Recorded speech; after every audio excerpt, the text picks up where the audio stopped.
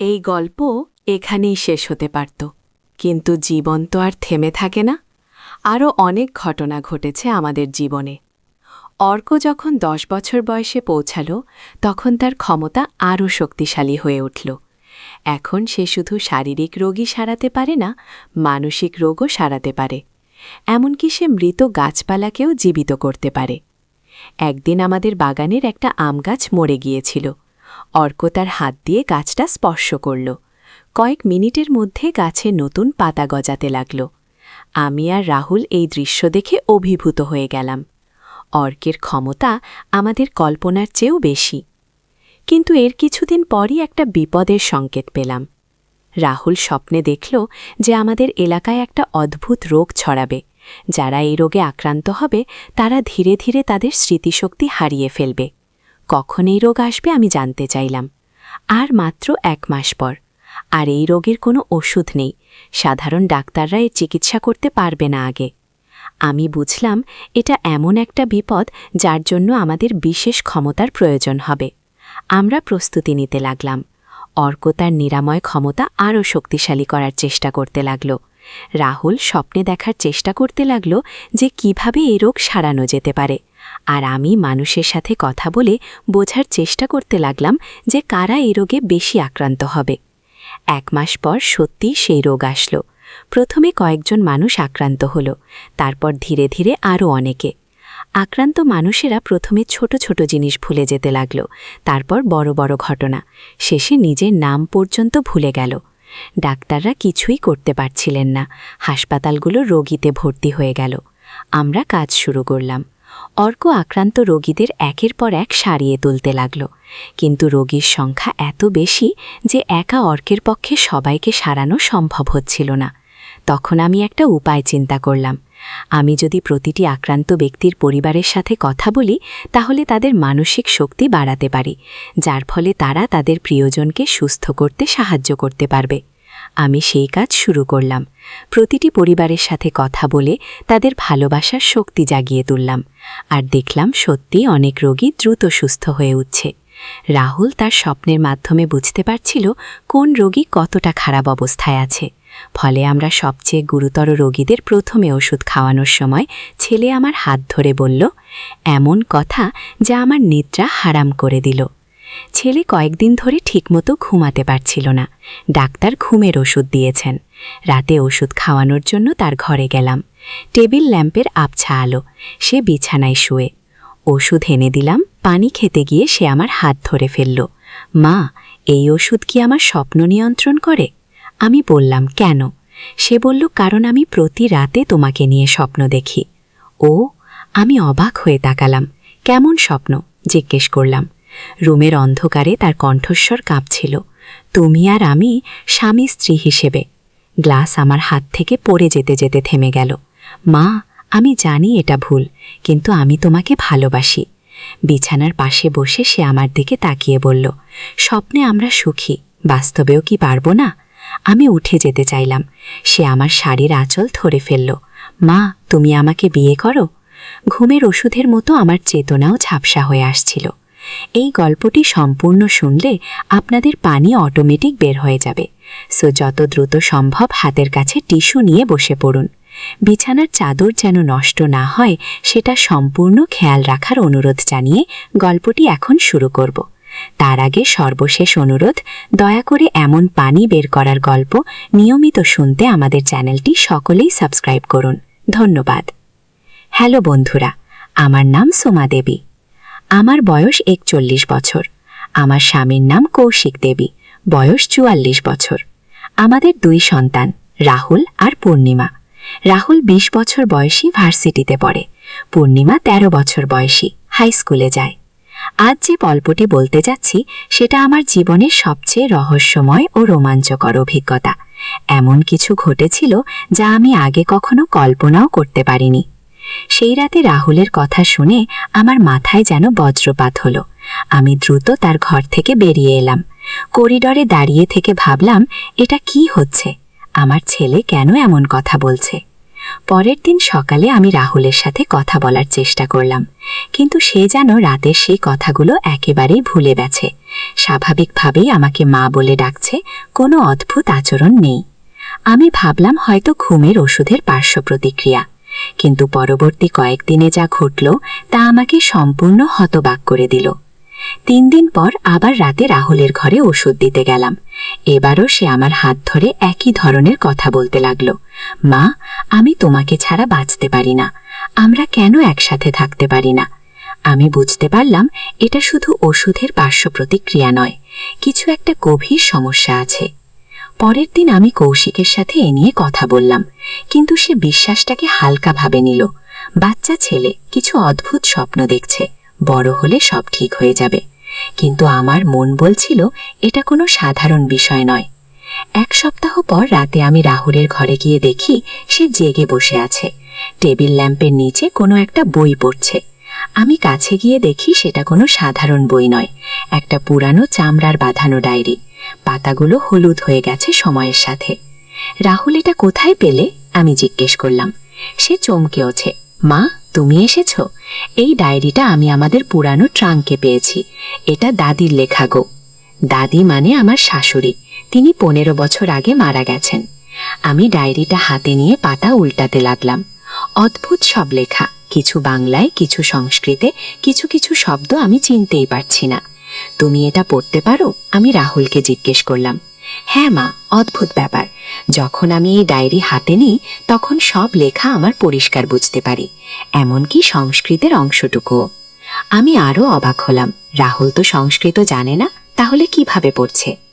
এখানে কি লেখা আছে আমি জানতে চাইলাম। রাহুল একটা পাতা খুলে বলল, দাদি লিখেছেন যে আমাদের পরিবারে একটা বিশেষ ক্ষমতা আছে। প্রতি 3 প্রজন্মে একবার একজন জন্মায় যে অন্যদের স্বপ্ন নিয়ন্ত্রণ করতে পারে, এমনকি অন্যদের চিন্তা ভাবনাও প্রভাবিত করতে পারে। কি? আমার গা শিউরে উঠল। তার মানে দাদি লিখেছেন এই ক্ষমতা যার আছে সে জানেও না যে সে এটা ব্যবহার করছে, এটা তার অবচেতন মন থেকে আসে। যখন সে কাউকে খুব ভালোবাসে বা কারো প্রতি তীব্র আকর্ষণ অনুভব করে তখন এই ক্ষমতা সক্রিয় হয়। আমি বুঝতে পারলাম রাহুল হয়তো অজান্তেই আমার স্বপ্ন ও চিন্তাভাবনা প্রভাবিত করছে, কিন্তু কেন আমাকে নিয়ে? এর উত্তর পেতে আমি ডায়েরিটা আরও পড়তে লাগলাম। পরের পাতায় আরও চমকপ্রদ। দাদি লিখেছেন এই ক্ষমতার অধিকারী ব্যক্তি সবসময় তার মায়ের প্রতি বিশেষ আকর্ষণ অনুভব করে। এটা প্রাকৃতিক নিয়ম, কারণ মা হচ্ছেন তার সবচেয়ে কাছের মানুষ। এই আকর্ষণ রোমান্টিক নয়, বরং আধ্যাত্মিক, কিন্তু অনভিজ্ঞ মনে এটা রোমান্টিক ভালোবাসা হিসেবে প্রকাশ পায়। আমি একটু স্বস্তি পেলাম, তাহলে রাহুলের এই আচরণ কোনো অস্বাভাবিক যৌন আকর্ষণ নয়, এটা তার অজানা ক্ষমতার প্রভাব। কিন্তু পরবর্তী অংশ পড়ে আমার রক্ত শীতল হয়ে গেল। দাদি লিখেছেন এই ক্ষমতা যদি সঠিকভাবে নিয়ন্ত্রণ না করা হয় তাহলে এটা ধীরে ধীরে মায়ের মানসিক স্বাস্থ্য নষ্ট করে দেয়। মা ধীরে ধীরে তার নিজের পরিচয় হারিয়ে ফেলেন। তিনি শুধুমাত্র ছেলের ইচ্ছা অনুযায়ী চিন্তা করতে শুরু করেন। আর যদি এই প্রক্রিয়া চলতেই থাকে তাহলে শেষ পর্যন্ত মা তার সন্তানকে স্বামীর মতো ভালোবাসতে শুরু করেন। এটা একটা ভয়ঙ্কর অভিশাপ। আমি ভয়ে কাঁপতে লাগলাম। তাহলে কি আমি ধীরে ধীরে এই অভিশাপের শিকার হচ্ছি? গত কয়েকদিনে আমি কি রাহুলকে নিয়ে অদ্ভুত চিন্তাভাবনা করেছি? আমি নিজেকে প্রশ্ন করলাম। হ্যাঁ, সত্যি কিছু অদ্ভুত অনুভূতি হয়েছে। কয়েকবার রাহুলকে দেখে আমার মনে হয়েছে সে কত সুন্দর, কত পরিণত হয়ে গেছে। এমনকি একদিন স্বপ্নে দেখেছি আমি আর রাহুল কোথাও ভ্রমণে গেছি, শুধু আমরা দুজন। মা, তুমি কি ভাবছ? রাহুলের কণ্ঠস্বর শুনে আমি চমকে উঠলাম। কিছু না বাবা, এই ডায়েরিতে আর কি লেখা আছে? রাহুল পাতা উল্টাতে লাগল। দাদি লিখেছেন এই অভিশাপ থেকে মুক্তির উপায় আছে, কিন্তু সেটা খুবই কঠিন। কি উপায়? যার এই ক্ষমতা আছে তাকে তার প্রকৃত ভালোবাসা খুঁজে বের করতে হবে, যাকে সে সত্যিকারের ভালোবাসে তার সাথে মিলিত হতে হবে। তাহলেই এই ক্ষমতা মায়ের উপর থেকে সরে যাবে এবং সে তার স্বাভাবিক জীবনে ফিরে আসতে পারবে। কিন্তু এই প্রক্রিয়ার একটা নির্দিষ্ট সময়সীমা আছে। যদি 21 দিনের মধ্যে এই ক্ষমতার অধিকারী তার প্রকৃত ভালোবাসা খুঁজে না পায় তাহলে তার মা চিরকালের জন্য এই অভিশাপের বশীভূত হয়ে যাবে। আমি গুনে দেখলাম রাহুল প্রথম অদ্ভুত আচরণ করেছে আজ থেকে 18 দিন আগে। তার মানে আমার হাতে আর মাত্র 3 দিন সময়। রাহুল, তুমি কি কাউকে ভালোবাসো? আমি সরাসরি জিজ্ঞেস করলাম। সে একটু লজ্জা পেল। মা, আমি জানি না, আমার কলেজে একটা মেয়ে আছে, তানিয়া। সে খুব সুন্দর, কিন্তু আমি তার সাথে কখনো কথা বলার সাহস পাই না। আগে কেন? তুমি তো বেশ সাহসী ছেলে। মা, তানিয়া অন্যরকম। সে খুব মেধাবী, সুন্দরী। আমি যদি তার কাছে প্রস্তাব দিই আর সে না বলে দেয়? আমি বুঝলাম রাহুলের মধ্যে আত্মবিশ্বাসের অভাব আছে। এই কারণেই সে তার প্রকৃত ভালোবাসার কাছে যেতে পারছে না। আর এদিকে আমি ধীরে ধীরে অভিশাপের শিকার হচ্ছি। পরের দিন সকালে আমি একটা পরিকল্পনা করলাম। আমি রাহুলকে বললাম, তুমি তানিয়াকে আমাদের বাড়িতে নিয়ে আসো, আমি তার সাথে কথা বলবো। মা, এটা কি বলছো? তানিয়া আমাকে চেনেই না আগে। তাহলে প্রথমে তার সাথে পরিচয় করো, তারপর বল তোমার মা তাকে বাড়িতে খেতে নিমন্ত্রণ করেছেন। রাহুল অনিচ্ছায় রাজি হলো।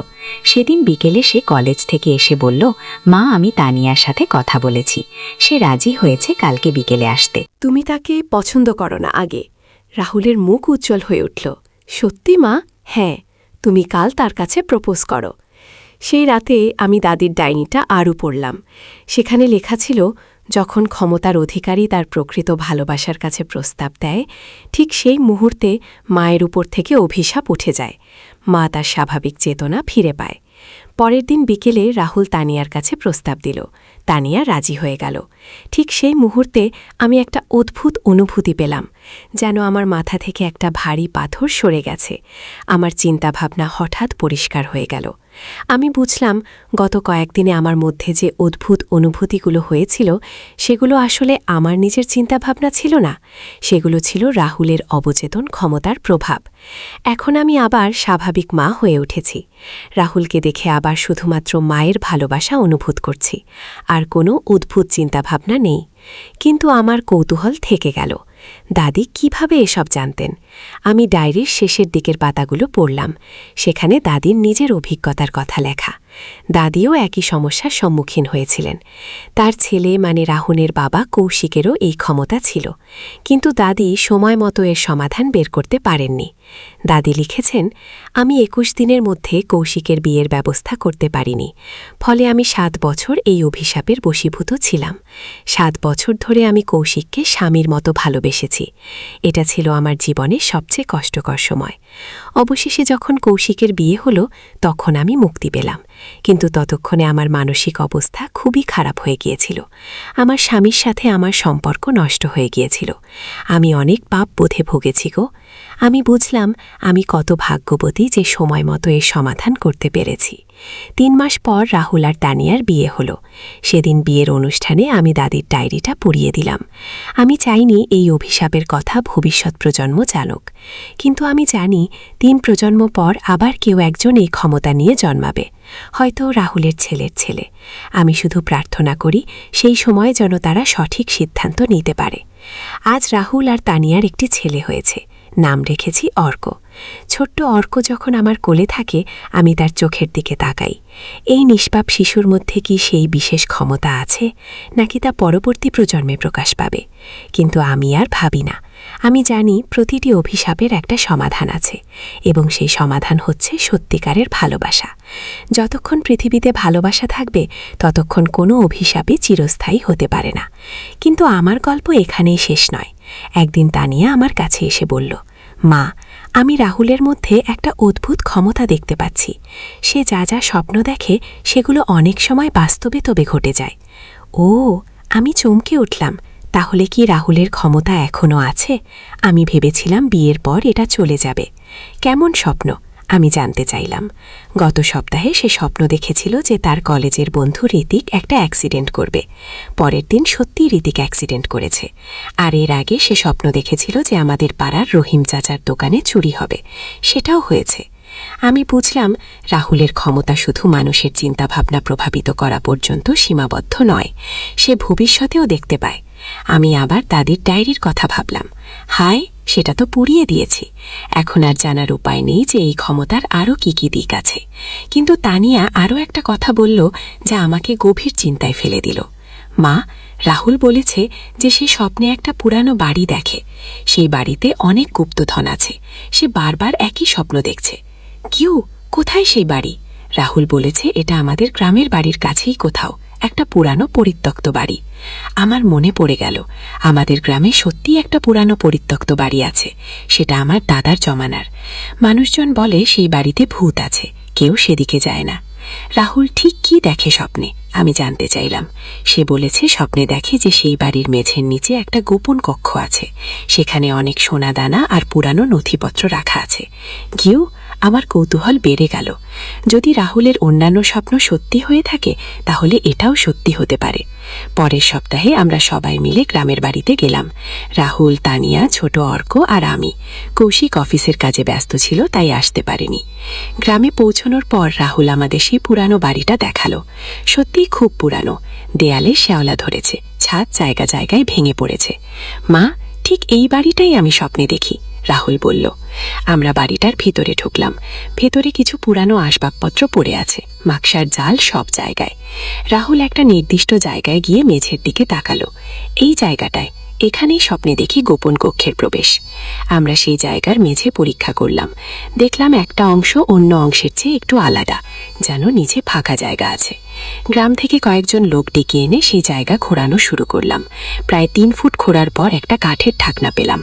ঢাকনা সরানোর পর দেখি সত্যিই নিচে একটা গোপন কক্ষ, সিঁড়ি দিয়ে নামার ব্যবস্থা আছে। আমরা টর্চ নিয়ে নিচে নামলাম। কি দেখি, পুরো কক্ষটা ভর্তি সোনার গয়না, পুরানো মুদ্রা আর নানান ধরনের মূল্যবান জিনিস। একপাশে অনেকগুলো পুরানো বই আর নথিপত্র। এটা কার সম্পত্তি হতে পারে, তানিয়া জিজ্ঞেস করল। আমি সেই নথিপত্রগুলো দেখলাম, সবই পুরানো বাংলায় লেখা। কিছু কিছু পড়তে পারলাম। বুঝলাম এগুলো আমাদেরই পূর্বপুরুষদের সম্পত্তি। কোনো এক সময় তারা এসব লুকিয়ে রেখেছিলেন। একটা কাগজে লেখা ছিল, যদি আমাদের বংশে কেউ বিশেষ ক্ষমতার অধিকারী হয়, তাহলে সেই এই ধন সম্পদের প্রকৃত উত্তরাধিকারী। কারণ শুধুমাত্র বিশেষ ক্ষমতার মাধ্যমেই এই গুপ্তধনের সন্ধান পাওয়া সম্ভব। আমি বুঝলাম রাহুল তার ক্ষমতার কারণেই এই ধন সম্পদের সন্ধান পেয়েছে। এটা আমাদের পারিবারিক সম্পত্তি। সেই গুপ্তধন পেয়ে আমাদের আর্থিক অবস্থা অনেক ভালো হয়ে গেল। রাহুল একটা ভালো ব্যবসা শুরু করলো, তানিয়া তার পড়াশোনা চালিয়ে যেতে পারল। কিন্তু সবচেয়ে গুরুত্বপূর্ণ বিষয় হলো, রাহুল তার ক্ষমতা এখন ভালো কাজে ব্যবহার করতে শিখেছে। সে স্বপ্নে দেখে কোথায় বিপদ হতে পারে, তারপর সেই বিপদ থেকে মানুষদের সাবধান করে দেয়া। একবার সে স্বপ্ন দেখলে আমাদের এলাকায় বন্যা হবে, আমরা সবাইকে আগে থেকেই সাবধান করে দিলাম, ফলে অনেক মানুষের জীবন বেঁচে গেল। আরেক পাশে স্বপ্ন দেখলে একটা বাড়িতে আগুন লাগবে, আমরা আগে থেকেই ফায়ার ব্রিগেডকে খবর দিয়ে রাখলাম, ফলে আগুন লাগার সাথে সাথেই তারা পৌঁছে গিয়ে বড় ক্ষয়ক্ষতি রোধ করতে পারল। এভাবে রাহুল তার ক্ষমতা মানুষের কল্যাণে ব্যবহার করতে লাগলো। আর আমি বুঝলাম এই ক্ষমতা আসলে অভিশাপ নয়, বরং একটা আশীর্বাদ, শুধু সেটা সঠিকভাবে ব্যবহার করতে জানতে হয়। কিন্তু একদিন রাহুল একটা অদ্ভুত স্বপ্ন দেখল। সে আমাকে বলল, মা, আমি স্বপ্নে দেখেছি যে আমাদের পরিবারে আরেকটা বিশেষ ক্ষমতার মানুষ আছেন, সেটা তুমি। আমি অবাক হলাম, আমার কি ক্ষমতা থাকতে পারে? মা, তোমার ক্ষমতা হচ্ছে মানুষের মনের কথা বোঝা। তুমি যখন কারো সাথে কথা বলো, তুমি তার মনের গভীরের কথা বুঝতে পারো, এমনকি সে যে কথা বলছে না সেটাও তুমি জানো গো। আমি ভাবলাম, সত্যিই তো, আমি সবসময় মানুষের মনের কথা ভালো বুঝতে পারি। যখন কেউ মিথ্যা বলে আমি টের পাই, যখন কেউ কষ্ট পায় আমি বুঝতে পারি সে কী চিন্তা করছে। তাহলে আমাদের পরিবারে দুজনেরই বিশেষ ক্ষমতা আছে? আমি জিজ্ঞেস করলাম। হ্যাঁ মা, আর আমি স্বপ্নে দেখেছি যে অর্কিলও ভবিষ্যতে একটা ক্ষমতা প্রকাশ পাবে, সে মানুষের রোগ নিরাময় করতে পারবে। কিউ, আমি বুঝলাম আমাদের পরিবারটা আসলে খুবই বিশেষ, আমাদের প্রত্যেকের আলাদা আলাদা ক্ষমতা আছে। কয়েক বছর পর সত্যি অর্কের মধ্যে অদ্ভুত ক্ষমতা প্রকাশ পেল। সে যখন কারো হাত স্পর্শ করে তার রোগ ভালো হয়ে যায়। প্রথমে আমরা বিশ্বাস করিনি, কিন্তু পরে দেখলাম সত্যি সে অনেক মানুষের রোগ সারিয়ে দিতে পারে। একদিন আমাদের পাড়ার এক বৃদ্ধ মানুষ খুব অসুস্থ হয়ে পড়েছিলেন। ডাক্তাররা বলেছিলেন আর কিছু করার নেই। অর্ক তার হাত ধরে বসে রইল কিছুক্ষণ।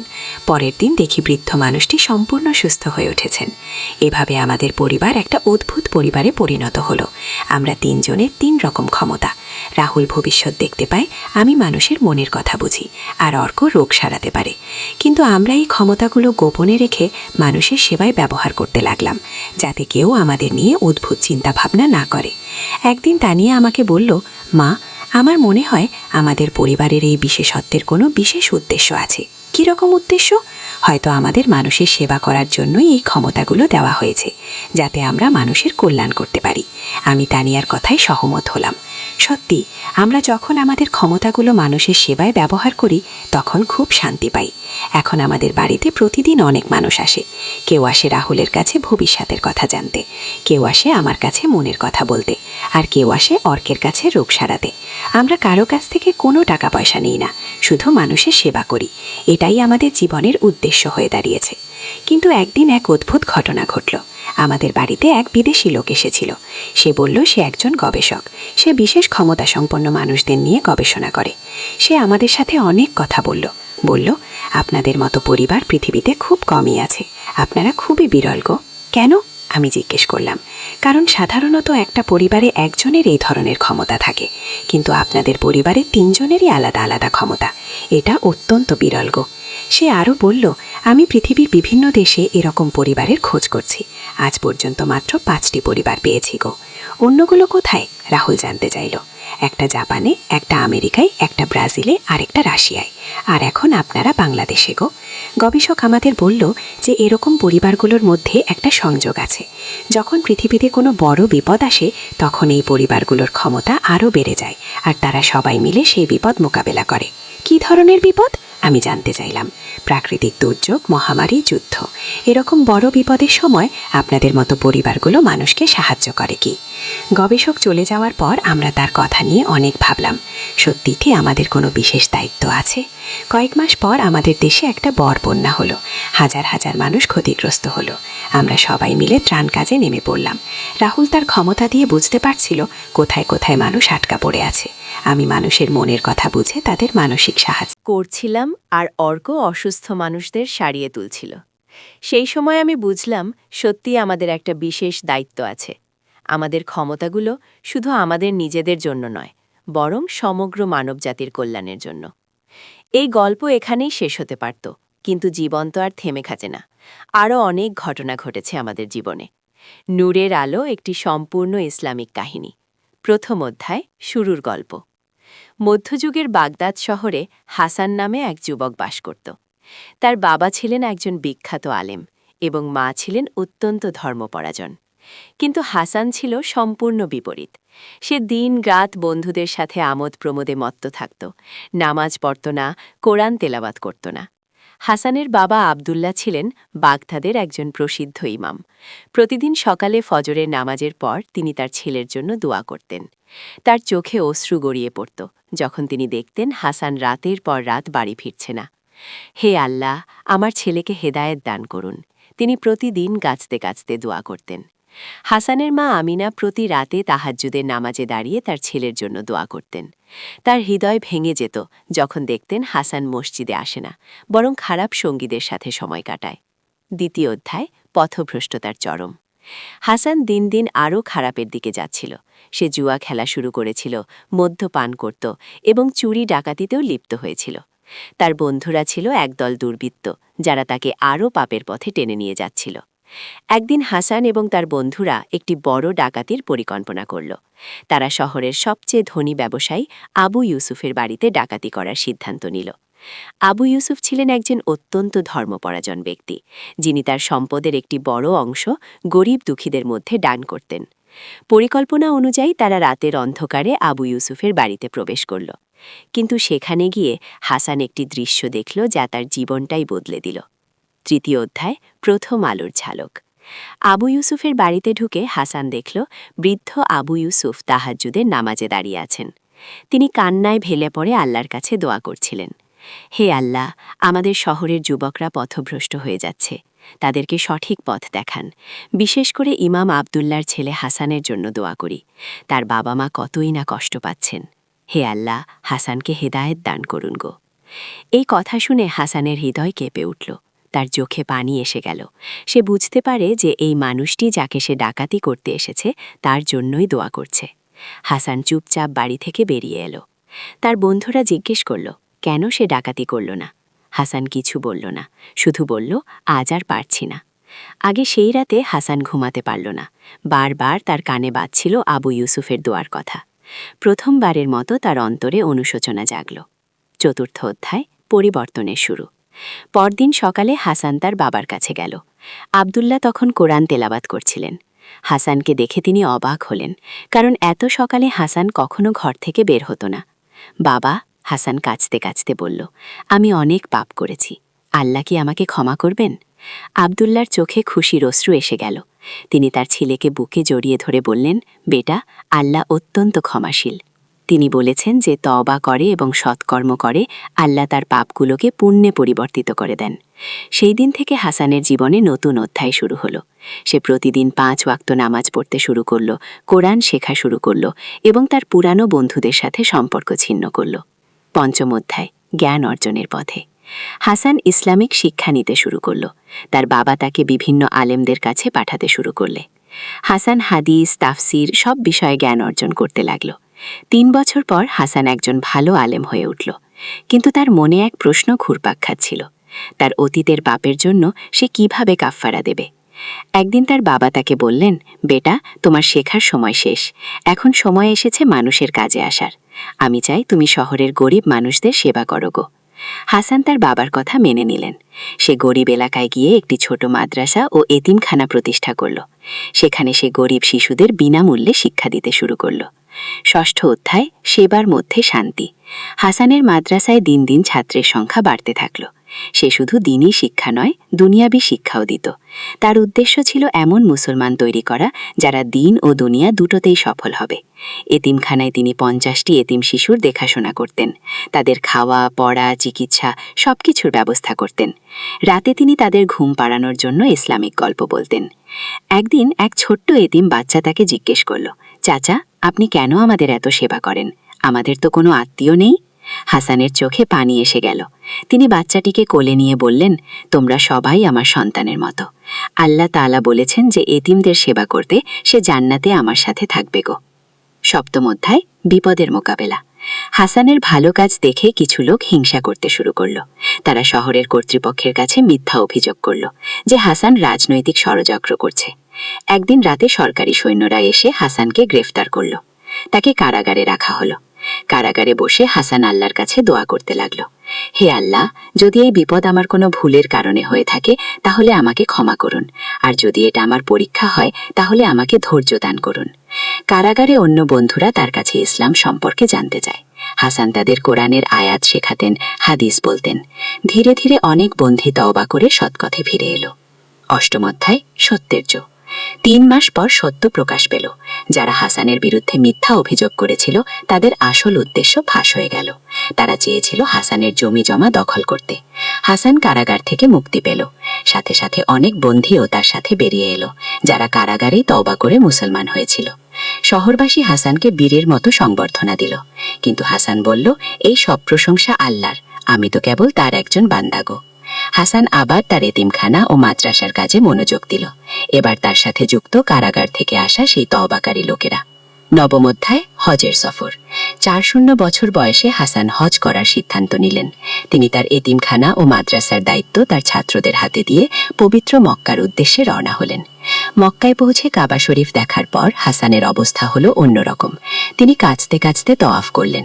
প্রতিটি চক্রে তিনি আল্লাহর কাছে নিজের, তার পরিবারের এবং সারা বিশ্বের মুসলমানদের জন্য দোয়া করলেন। সাফা মারোয়ার মাঝখানে তিনি দোয়া করলেন, হে আল্লাহ, আমি একদিন পাপী ছিলাম, আপনি আমাকে ক্ষমা করেছেন, সঠিক পথ দেখিয়েছেন। এখন আমার মৃত্যুর আগ পর্যন্ত যেন আপনার পথেই থাকতে পারি। আরাফাতের ময়দানে দাঁড়িয়ে তিনি সারা বিশ্বের জন্য দোয়া করলেন। তিনি দেখতে পেলেন লাখো মুসলমান একসাথে আল্লাহর কাছে কান্নাকাটি করছে। এই দৃশ্য দেখে তার হৃদয় আল্লাহর ভালোবাসায় ভরে গেল। দশম অধ্যায়, ফেরার পথে নতুন পরিকল্পনা। হজ শেষে মদিনায় গিয়ে হাসান রাসূল শাহের রওজা জিয়ারত করলেন। সেখানে দাঁড়িয়ে তিনি অনুভব করলেন যেন রাসূল শাহ তার সাথে কথা বলছেন। তিনি মনে মনে প্রতিজ্ঞা করলেন যে ফিরে গিয়ে আরও বেশি মানুষের সেবা করবেন। শুধু তার শহরে নয়, আশেপাশের গ্রামগুলোতেও শিক্ষার আলো ছড়িয়ে দেবেন। হজ থেকে ফেরার পথে তিনি বিভিন্ন শহরে থেমে সেখানকার আলেম ও দায়ীদের সাথে মিলিত হলেন। তিনি বুঝতে পারলেন যে ইসলামিক শিক্ষা ছড়ানোর জন্য একটি বড় নেটওয়ার্ক দরকার। একাদশ অধ্যায়, স্বদেশে প্রত্যাবর্তন ও নতুন উদ্যোগ। বাগবাদে ফিরে এসে হাসান দেখলেন তার এতিমখানা ও মাদ্রাসা আরও বড় হয়েছে। তার ছাত্ররা চমৎকারভাবে সবকিছু পরিচালনা করেছে। তিনি এবার একটি বড় পরিকল্পনা নিলেন। তিনি ঠিক করলেন যে শুধু একটি মাদ্রাসা নয়, একটি পূর্ণাঙ্গ ইসলামিক বিশ্ববিদ্যালয় প্রতিষ্ঠা করবেন। সেখানে ইসলামিক শিক্ষার পাশাপাশি গণিত, চিকিৎসাশাস্ত্র, জ্যোতির্বিদ্যা, দর্শন সব বিষয়ে পড়ানো হবে। এই পরিকল্পনা বাস্তবায়নের জন্য তিনি শহরের ধনী ব্যবসায়ীদের কাছে গেলেন। আবু ইউসুফ, যার বাড়িতে একদিন সে ডাকাতি করতে গিয়েছিল, তিনি সবার আগে এগিয়ে এলেন। হাসান আবু ইউসুফ বললেন, আল্লাহ আমার দোয়া কবুল করেছেন, তুমি এখন আমাদের গর্ব। এই বিশ্ববিদ্যালয়ের জন্য আমার সম্পদের অর্ধেক দান করলাম। দ্বাদশ অধ্যায়, বিশ্ববিদ্যালয়ের প্রতিষ্ঠা। 2 বছর পরিশ্রমের পর দারুল হিকমা নামে একটি বিশ্ববিদ্যালয় প্রতিষ্ঠিত হলো। এখানে বিশ্বের বিভিন্ন প্রান্ত থেকে ছাত্ররা পড়তে আসত। গ্রিক, ফার্সি, হিন্দি, আরবি সব ভাষার বই এই বিশ্ববিদ্যালয়ের লাইব্রেরিতে সংগ্রহ করা হলো। হাসান নিজেই এই বিশ্ববিদ্যালয়ের প্রিন্সিপাল হলেন। তিনি এমন একটি শিক্ষা ব্যবস্থা চালু করলেন যেখানে ছাত্ররা জ্ঞান অর্জনের পাশাপাশি চরিত্র গঠনেও মনোযোগ দিত। প্রতিদিন ফজরের পর তিনি ছাত্রদের কোরআন তেলাওয়াত শেখাতেন। দুপুরে হাদিস ও ফিকের ক্লাস নিতেন। বিকেলে বিজ্ঞান ও দর্শনের আলোচনা হতো। রাতে তিনি ছাত্রদের সাথে বসে জীবনের বিভিন্ন সমস্যা সমাধান নিয়ে আলোচনা করতেন। ত্রয়োদশ অধ্যায়, বিয়ে ও পারিবারিক জীবন। 4-5 বছর বয়সে হাসানের বাবা মা তাকে বিয়ের জন্য চাপ দিলেন। হাসান বললেন, আমার কাজই হলো আমার সংসার, এতিম বাচ্চারা আমার সন্তান গো। কিন্তু তার বাবা বললেন, বেটা, রাসূল শাহ বলেছেন বিবাহ আমার সুন্নাত, তুমি বিয়ে করো, তাহলে তোমার জীবন আরও সুন্দর হবে গো। হাসান তার বাবার কথা মেনে নিলেন। তিনি ফাতেমা নামে এক ধার্মিক মেয়েকে বিয়ে করলেন। ফাতেমাও ছিল অত্যন্ত পড়াশোনা জানা এবং সমাজ সেবায় আগ্রহী। বিয়ের পর ফাতেমা হাসানের কাজে অংশীদার হয়ে গেল। তিনি মেয়েদের জন্য আলাদা মাদ্রাসা খুললেন। সেখানে মেয়েরা ইসলামিক শিক্ষার পাশাপাশি সেলাই, রান্না, চিকিৎসাবিদ্যার প্রাথমিক জ্ঞান শিখত। হাসান ও ফাতেমার 3টি সন্তান হলো, 2 ছেলে ও 1 মেয়ে। তারা সবাই বাবা মায়ের মতো ধার্মিক ও পড়াশোনায় ভালো হয়ে বড় হলো। চতুর্দশ অধ্যায়, সমাজ সংস্কার। হাসান দেখতে পেলেন সমাজে অনেক কুসংস্কার ও অন্যায় রয়েছে। কিছু মানুষ ইসলামের নামে ভুল কাজ করছে। তিনি এগুলোর বিরুদ্ধে সোচ্চার হলেন। তিনি প্রতি জুমবারে মসজিদে এমন খুতবা দিতেন যাতে মানুষ সঠিক ইসলাম বুঝতে পারে। তিনি বলতেন, ইসলাম এসেছে মানুষকে শান্তি দিতে, কষ্ট দিতে নয়। ইসলাম নারী পুরুষ সবাইকে সমান মর্যাদা দিয়েছে। ইসলাম সব ধর্মের মানুষের সাথে সুন্দর ব্যবহারের কথা বলেছে গো। তারই খুতবা শুনে অনেক মানুষের চিন্তাভাবনা পরিবর্তন হতে লাগলো। সমাজে অশান্তি কমে এলো, মানুষে মানুষে ভালোবাসা বাঁধল। পঞ্চদশ অধ্যায়, আন্তর্জাতিক খ্যাতি। বিশ্ববিদ্যালয়ের খ্যাতি ছড়িয়ে পড়ল পৃথিবীর বিভিন্ন প্রান্তে। ইউরোপ, আফ্রিকা, এশিয়ার বিভিন্ন দেশ থেকে ছাত্ররা এখানে পড়তে আসতে লাগল। এমনকি অনেক অমুসলিম ছাত্র এই বিশ্ববিদ্যালয়ে ভর্তি হল। বিভিন্ন দেশের রাজা বাদশারা হাসানের কাছে চিঠি পাঠিয়ে তাদের দেশেও এমন বিশ্ববিদ্যালয় প্রতিষ্ঠার অনুরোধ করতে লাগলেন। হাসান তার শিষ্যদের বিভিন্ন দেশে পাঠিয়ে সেখানে শিক্ষা প্রতিষ্ঠান স্থাপনের সাহায্য করলেন। একদিন বাইজেন্টাইন সম্রাট একটি প্রতিনিধি দল পাঠালেন হাসানের সাথে দেখা করতে। তারা বলল, আমরা শুনেছি আপনার বিশ্ববিদ্যালয়ে সব ধর্মের মানুষ একসাথে পড়াশোনা করে, এটা কিভাবে সম্ভব? হাসান উত্তর দিলেন, ইসলাম আমাদের শিখিয়েছে যে জ্ঞান অর্জনের ক্ষেত্রে কোনো ভেদাভেদ নেই। আল্লাহ তাআলা বলেছেন, তোমরা জ্ঞান অর্জন করো, চাই তার জন্য চীন দেশে যেতে হয়। জ্ঞান সবার জন্য, সব ধর্মের মানুষের জন্য। প্রতিনিধি দলের নেতা অবাক হয়ে জিজ্ঞেস করল, কিন্তু ধর্মীয় বিরোধ হয় না? হাসান হেসে বললেন, কারণ আমরা জ্ঞানের আলোচনা করি, বিতর্ক করি না। আমরা একে অপরের কাছ থেকে শিখি। ইসলাম আমাদের শিখিয়েছে যে লা একরা হাফিদ্দিন, ধর্মে কোনো জবরদস্তি নেই। ষষ্ঠায় বার্ধক্য ও জীবনের শেষ পর্যায়ে। 60 বছর বয়সে হাসান ধীরে ধীরে তার দায়িত্ব তার ছেলেদের ও শিষ্যদের হাতে ছেড়ে দিতে শুরু করলেন। তিনি বুঝতে পারছিলেন যে তার জীবনে সন্ধ্যা নেমে আসছে। তিনি এখন বেশিরভাগ সময় ইবাদত বন্দেগিতে কাটাতেন।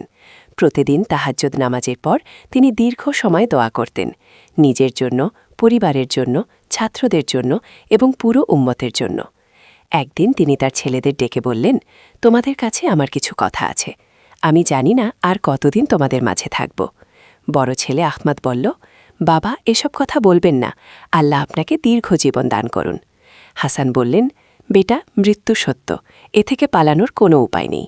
আমি চাই তোমরা আমার কাজ এগিয়ে নিয়ে যাও, মানুষের সেবা করো, জ্ঞান বিতরণ করো, আল্লাহর পথে চলব। সপ্তম অধ্যায়, শেষ হজ। 65 বছর বয়সে হাসান আবার হজ করার ইচ্ছা প্রকাশ করলেন। তার পরিবার ও শিষ্যরা বলল, আপনার শরীর এখন দুর্বল, এত দূরের সফর করবেন কিভাবে? হাসান বললেন, হয়তো এটাই আমার শেষ হজ। আল্লাহর ঘর দেখার জন্য আমার হৃদয় ব্যাকুল হয়ে আছে। তিনি তার ছোট ছেলে ওমরকে সাথে নিয়ে হজের উদ্দেশ্যে রওনা হলেন। এবারের হজ ছিল আগের চেয়ে অনেক ভিন্ন। তিনি প্রতিটি ইবাদত অত্যন্ত ধীর স্থিরভাবে করলেন, যেন প্রতিটি মুহূর্ত উপভোগ করছেন। কাবা শরীফের সামনে দাঁড়িয়ে তিনি দীর্ঘক্ষণ কাঁদলেন। তিনি বললেন, হে আল্লাহ, আমার জীবনের সব পাপের জন্য ক্ষমা চাই। আমার করা ভালো কাজগুলো কবুল করুন। আমার পরিবার, শিষ্য ও উম্মতের হেফাজত করুন। আরাফাতের ময়দানে তিনি সারাদিন দোয়া করে কাটালেন। সূর্যাস্তের সময় তিনি অনুভব করলেন যেন আল্লাহ তার দোয়া কবুল করে নিয়েছেন। ৮ অধ্যায়, স্বদেশে প্রত্যাবর্তন ও শেষ দিনগুলো। হজ থেকে ফিরে এসে হাসান দেখলেন তার প্রতিষ্ঠানগুলো আরও উন্নতি করেছে। নতুন নতুন শাখা খোলা হয়েছে। হাজার হাজার ছাত্রছাত্রী পড়াশোনা করছে। তিনি তার জীবনের শেষ বছরটা কাটালেন মানুষদের উপদেশ দিয়ে। প্রতিদিন বিকেলে তিনি মসজিদে বসতেন। মানুষরা এসে তাদের বিভিন্ন সমস্যার কথা বলত। তিনি কোরআন ও হাদিসের আলোকে তাদের সমাধান দিতেন। একদিন এক যুবক এসে বলল, হুজুর, আমি অনেক পাপ করেছি, আল্লাহ কি আমাকে ক্ষমা করবেন? হাসান তার নিজের জীবনের কথা মনে করে বললেন, বেটা, আল্লাহর রহমত অসীম। তুমি সত্যিকারের তওবা করো, আল্লাহ তোমাকে অবশ্যই ক্ষমা করবেন। আমি নিজেই এর জীবন্ত প্রমাণ। ১৯তম অধ্যায়, জীবন আসান। ৬৮ বছর বয়সে একদিন ফজরের নামাজের পর হাসান অসুস্থ হয়ে পড়লেন। ডাক্তাররা এসে বললেন তার শরীর এখন খুবই দুর্বল, হয়তো বেশি দিন নেই। হাসান তার পরিবার ও নিকটজনদের ডেকে বললেন, আমার সময় শেষ হয়ে আসছে, তোমরা আমার জন্য দুঃখ করো না, আমি আল্লাহর কাছে যাচ্ছি, এটা খুশির ব্যাপার। তিনি তার স্ত্রী ফাতেমাকে বললেন, আমার পর তুমি এতিমখানার দেখাশোনা করবে, মেয়েদের শিক্ষার ব্যাপারে নজর রাখবে। ছেলেদের বললেন, তোমরা সবসময় ন্যায়ের পথে থাকবে, মানুষের সেবা করবে, জ্ঞানের আলো ছড়িয়ে দেবে। শিষ্যদের বললেন, তোমরা আমার কাজ চালিয়ে যাবে, ইসলামের সত্যিকারের বাণী মানুষের কাছে পৌঁছে দেবে। ২০তম অধ্যায়, মৃত্যু ও পরবর্তী প্রভাব। একটি জুম্বার দিন ফজরের নামাজের পর হাসান শেষবারের মতো কালেমা পড়ে আল্লাহর ডাকে সাড়া দিলেন। তার মুখে ছিল শান্তির হাসি। তার মৃত্যুর খবর পেয়ে সারা শহর থেকে হাজার হাজার মানুষ এলো। গরিব, ধনী, মুসলিম, অমুসলিম সবাই তার জানাজায় অংশগ্রহণ করল। তার এক পুরানো ছাত্র বলল, আমাদের ওস্তাদ শুধু একজন শিক্ষক ছিলেন না, তিনি ছিলেন একজন জীবন্ত কোরআন। তার জীবন দেখে আমরা বুঝতাম ইসলাম কি। আবু ইউসুফ, যিনি এখন অনেক বৃদ্ধ, কাঁদতে কাঁদতে বললেন, আল্লাহ আমার দোয়া কবুল করেছিলেন। হাসান সত্যি একজন আদর্শ মুসলমান হয়েছিল। ২১তম অধ্যায়, উত্তরাধিকার। হাসানের মৃত্যুর পর তার প্রতিষ্ঠানগুলো তার ছেলেরা ও শিষ্যরা চালিয়ে নিয়ে গেল। তার স্ত্রী ফাতেমা মেয়েদের শিক্ষার ক্ষেত্রে অগ্রণী ভূমিকা পালন করলেন। হাসানের বড় ছেলে আহমদ বিশ্ববিদ্যালয়ের পরিচালক হলেন। তিনি তার বাবার মতোই জ্ঞান ও সেবার মাধ্যমে মানুষের হৃদয় জয় করলেন। মেজ ছেলে ওমর এতিমখানার দায়িত্ব নিলেন। তিনি এতিম শিশুদের শুধু লেখাপড়া নয়, বিভিন্ন কারিগরি বিদ্যাও শেখাতেন, যাতে তারা ভবিষ্যতে স্বাবলম্বী হতে পারে। মেয়ে আয়েশা মায়ের সাথে মিলে নারী শিক্ষার ক্ষেত্রে কাজ করলেন। তিনি বিশ্বাস করতেন যে একজন শিক্ষিত নারী একটি পুরো পরিবার ও সমাজকে আলোকিত করতে পারে। ২২তম অধ্যায়, দীর্ঘমেয়াদী প্রভাব। হাসানের মৃত্যুর পর তার প্রতিষ্ঠিত বিশ্ববিদ্যালয় হয়ে ওঠে বিশ্বের অন্যতম শ্রেষ্ঠ শিক্ষাকেন্দ্র। এখানকার গবেষকরা চিকিৎসা, জ্যোতির্বিদ্যা, গণিত, দর্শনে অনেক নতুন আবিষ্কার করলেন। তার এতিমখানা থেকে বেরিয়ে আসা অনেকে পরবর্তীতে বিখ্যাত আলেম, ডাক্তার, প্রকৌশলী, শিক্ষক হয়েছিল। তারা বিশ্বের বিভিন্ন প্রান্তে গিয়ে হাসানের আদর্শ ছড়িয়ে দিল। একদিন এক ইউরোপীয় পর্যটক এই বিশ্ববিদ্যালয় দেখতে এসে অবাক হয়ে বলল, আমি শুনেছিলাম মুসলমানরা অন্ধকারাচ্ছন্ন, কিন্তু এখানে তো জ্ঞানের আলো সবকিছু উজ্জ্বল। বিশ্ববিদ্যালয়ের এক অধ্যাপক তাকে হাসানের জীবনী শোনালেন। শুনে সেই পর্যটক বলল, এমন মানুষ যে ধর্মে জন্ম নেয় সেই ধর্ম অবশ্যই মহান। ২০তম অধ্যায়, আজকের দিনে প্রাসঙ্গিকতা। হাসানের কাহিনী শুধু একটি গল্প নয়, এটি আমাদের সবার জন্য শিক্ষার বিষয়। তার জীবন থেকে আমরা শিখতে পারি তওবার শক্তি। যত বড় পাপী হোক, আল্লাহর কাছে সত্যিকারের তওবা করলে তিনি ক্ষমা করেন। জ্ঞানের গুরুত্ব। ইসলাম জ্ঞানকে সর্বোচ্চ গুরুত্ব দিয়েছে। জ্ঞান অর্জন প্রত্যেক মুসলমানের উপর ফরজ। সেবার মাহাত্ম্য। নিজের সুখ স্বাচ্ছন্দ্যের চেয়ে মানুষের সেবা বড়। এতিম, গরিব, অসহায়দের সেবা করা আল্লাহর নৈকট্য লাভের উপায়। ধৈর্যের ফল। জীবনে বিপদ আপদ আসবে, কিন্তু ধৈর্য ধরে আল্লাহর উপর ভরসা রাখলে সব সমস্যার সমাধান হয়। পরিবর্তনের সম্ভাবনা। কেউই জন্মসূত্রে খারাপ নয়। সঠিক পরিবেশ ও শিক্ষা পেলে যে কেউ ভালো মানুষ হতে পারে। ২৪তম অধ্যায়, আমাদের জন্য বার্তা। আজকের যুগে আমাদের চারপাশে অনেক হাসানও আছে যারা পথ হারিয়ে ফেলেছে। তাদের তিরস্কার করা বা এড়িয়ে চলা সমাধান নয়, বরং হাসানের বাবা মা আর আবু ইউসুফের মতো তাদের জন্য দোয়া করতে হবে, ভালোবাসা দিতে হবে। আমাদের সমাজে শিক্ষার অভাব, দারিদ্র্য, অন্যায়, অবিচার আছে। হাসানের মতো আমাদেরও এগিয়ে আসতে হবে। প্রত্যেকে যার যার অবস্থান থেকে সমাজের কল্যাণে কাজ করতে হবে। হাসান দেখিয়েছেন যে একজন মানুষের পরিবর্তন কিভাবে পুরো সমাজের পরিবর্তন আনতে পারে। একটি ভালো কাজ, একটি ভালো সিদ্ধান্ত, একটি ভালো প্রতিষ্ঠান, এগুলো শতাব্দী ধরে মানুষের উপকার করে যেতে পারে। উপসংহাস, চিরন্তন বার্তা। হাসানের গল্প শেষ হলেও তার বার্তা আজও প্রাসঙ্গিক। ইসলাম শুধু একটি ধর্ম নয়, এটি জীবনযাপনের পূর্ণাঙ্গ পদ্ধতি। এটি মানুষকে শেখায় কিভাবে নিজেকে গড়ে তুলতে হয়, কিভাবে পরিবার ও সমাজের সাথে সুন্দর সম্পর্ক রাখতে হয়, কিভাবে জ্ঞান অর্জন ও বিতরণ করতে হয়। হাসানের জীবন আমাদের বলে যে ভুল করা মানুষের স্বভাব, কিন্তু ভুল থেকে শিক্ষা নিয়ে সঠিক পথে ফেরা মানুষের বিশেষত্ব। আল্লাহ তাআলা আমাদের সবাইকে হাসানের মতো জীবনযাপনের তৌফিক দান করুন, আল্লাহুম্মা আমিন। শেষ কথা, এই গল্পটি কাল্পনিক হলেও এর শিক্ষা ও বার্তা বাস্তব। ইসলামের সত্যিকারের আদর্শ এখানে তুলে ধরার চেষ্টা করা হয়েছে। আল্লাহ তাআলা আমাদের সবাইকে এই আদর্শের অনুসারী হওয়ার তৌফিক দান করুন। একদিন আলী সাহেব সোহেলের অফিসে এলেন। সোহেল তাকে দেখে অবাক হয়ে গেল। স্যার, আপনি এখানে? হ্যাঁ সোহেল, তোমার অফিস একবার দেখতে চাইলাম, খুব সুন্দর হয়েছে গো। আলী সাহেব পুরো অফিস ঘুরে দেখলেন, কর্মচারীদের সাথে কথা বললেন, তারপর সোহেলের রুমে এসে বসলেন। সোহেল, তুমি অনেক দূর এসেছো।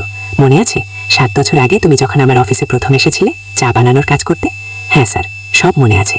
আমি গর্বিত যে আমি তোমাকে একটা সুযোগ দিয়েছিলাম, আর তুমি সেই সুযোগকে কাজে লাগিয়েছো। জানো সফলতার মূল সূত্র কি? স্যার, কঠোর পরিশ্রম, সততা আর হাল্লা ছাড়া। তোমার মধ্যে এই 3টে গুণই আছে। সোহেল চোখে জাল নিয়ে বলল, আপনি না থাকলে আজ আমি এখানে পৌঁছাতে পারতাম না স্যার। না সোহেল, আমি শুধু একটা দরজা খুলে দিয়েছিলাম, ভেতরে ঢুকে পথ তৈরি করেছো তুমি নিজে। আলী সাহেব চলে যাওয়ার আগে বললেন, আমার একটা বড় প্রজেক্ট আছে, একটা 20 ফ্লোর বিজনেস টাওয়ার। আমি চাই তুমি এই প্রজেক্টে আমার সাথে পার্টনার হও, 50-50। রাজি? রাজি। সোহেল অবাক হয়ে গেল, এত বড় প্রজেক্ট? স্যার, আমার কি যথেষ্ট সামর্থ্য আছে? আছে, আমি বিশ্বাস করি। সোহেল রাজি হয়ে গেল। এটা তার জীবনের সবচেয়ে বড় প্রজেক্ট হবে। 5ম অধ্যায়, বড় চ্যালেঞ্জ। 20 ফ্লোর বিজনেস টাওয়ারের কাজ শুরু হলো। এটা সোহেলের জীবনের সবচেয়ে বড় চ্যালেঞ্জ। প্রজেক্টের বাজেট প্রায় 10 করোড় টাকা। সোহেলকে 5 করোড় টাকা ইনভেস্ট করতে হবে। সোহেল তার সব সঞ্চয়, ব্যাংক লোন আর কিছু ইনভেস্টর থেকে টাকা জোগাড় করলো। এটা একটা বিশাল ঝুঁকি, যদি প্রজেক্ট ব্যর্থ হয় সব শেষ। মিনা চিন্তিত ছিল, সোহেল এত বড় ঝুঁকি নেওয়া ঠিক হবে? মিনা, জীবনে বড় কিছু করতে হলে ঝুঁকি নিতে হয়। আমি এই সুযোগ হাতছাড়া করতে চাই না, কিন্তু যদি কিছু ভুল হয়? ভুল হবে না, আমি আলী সাহেবের সাথে আছি, উনি আমাকে গাইড করবেন। প্রজেক্ট শুরু হলো। প্রথম 6 মাস সব ভালোই চলছিল, কাজ সময় মতো হচ্ছে, বাজেট ঠিক আছে। কিন্তু 7 মাসের মাথায় একটা বড় সমস্যা দেখা দিল। একজন প্রধান ইনভেস্টর হঠাৎ তার টাকা ফেরত চাইলেন। তিনি অন্য একটা জরুরি কাজে টাকা লাগবে বলে জানালেন। 1 করোড় টাকা ফেরত দিতে হবে। সোহেল বিপদে পড়ে গেল। 1 করোড় টাকা এখন কোথায় পাবে? প্রজেক্টের সব টাকা ঢেলে দিয়েছে। সে আলী সাহেবের সাথে কথা বলল। আলী সাহেব বললেন, চিন্তা করো না, আমি ব্যবস্থা করছি। কিন্তু আলী সাহেবও বড় একটা প্রজেক্টে আটকে আছেন, তার হাতে লিকুইড ক্যাশ নেই। সোহেল অন্য ব্যাংক থেকে লোন নেওয়ার চেষ্টা করল, কিন্তু ব্যাংক বলল ইতিমধ্যে তার অনেক লোন আছে, নতুন লোন দিতে পারবে না। সোহেল রাতে ঘুমাতে পারছিল না, খাওয়া দাওয়া বন্ধ করে দিয়েছিল। মিনা তাকে দেখে খুব চিন্তিত হয়ে গেল। সোহেল, প্লিজ নিজেকে এভাবে শেষ করে ফেলো না, কোনো একটা রাস্তা বের হবেই কি। কিন্তু সোহেল কোনো রাস্তা দেখতে পাচ্ছিল না। ইনভেস্টর 15 দিন সময় দিয়েছে। 15 দিনের মধ্যে টাকা ফেরত না দিলে তিনি আইনি ব্যবস্থা নেবেন। 10 দিন কেটে গেল, সোহেল কোনো সমাধান খুঁজে পেল না। সে প্রায় হাল ছেড়ে দিয়েছিল। 11 দিনের দিন একটা অপ্রত্যাশিত ঘটনা ঘটল। জাহিদ ভাই, সোহেলের পুরনো সহকর্মী, তার অফিসে এলেন। জাহিদ ভাই এখন একটা রিয়েল এস্টেট কোম্পানিতে সিনিয়র ম্যানেজার। সোহেল, আমি তোমার সমস্যার কথা শুনেছি গো। হ্যাঁ ভাই, আমি বিপদে পড়েছি গো। আমি তোমাকে সাহায্য করতে চাই, আমার কিছু সঞ্চয় আছে, 5 লাখ টাকা, তুমি নাও। সোহেল চোখে জল নিয়ে বলল, ভাই, আমি কিছু বলার দরকার নেই, তুমি আমাকে অনেক কিছু শিখিয়েছ, তোমার কাছ থেকে পরিশ্রম আর সততা শিখেছি। এখন আমার পালা তোমাকে সাহায্য করার। জাহিদ ভাই চলে যাওয়ার পর আরও 2 জন এলো। একজন সোহেলের পুরনো ক্লায়েন্ট, আরেকজন তার কর্মচারী। 2 জন মিলে আরও 8 লাখ টাকা দিল। করিম মামা 20 লাখ টাকা ব্যবস্থা করলেন, তার কিছু বন্ধুদের কাছ থেকে ধার করে। মিনা তার সব গয়না বিক্রি করে 10 লাখ টাকা দিল। সবাই মিলে প্রায় 45 লাখ টাকা জোগাড় হলো। বাকি 65 লাখ টাকা সোহেল তার অফিসের সব অ্যাসেট বিক্রি করে আর একটা প্রাইভেট ফিন্যান্স কোম্পানি থেকে উচ্চ সুদে লোন নিয়ে ব্যবস্থা করল। ঠিক 14 দিনের দিন সোহেল ইনভেস্টরকে 1 করোড় টাকা ফেরত দিল। ইনভেস্টর টাকা নিয়ে চলে গেলেন। সোহেল তার অফিসে ফিরে এসে চেয়ারে বসে কাঁদল। এত চাপ, এত টেনশন, সব যেন একসাথে বের হয়ে এলো। মিনা এসে তাকে জড়িয়ে ধরল। আমরা পেরেছি সোহেল, আমরা পেরেছি, গু।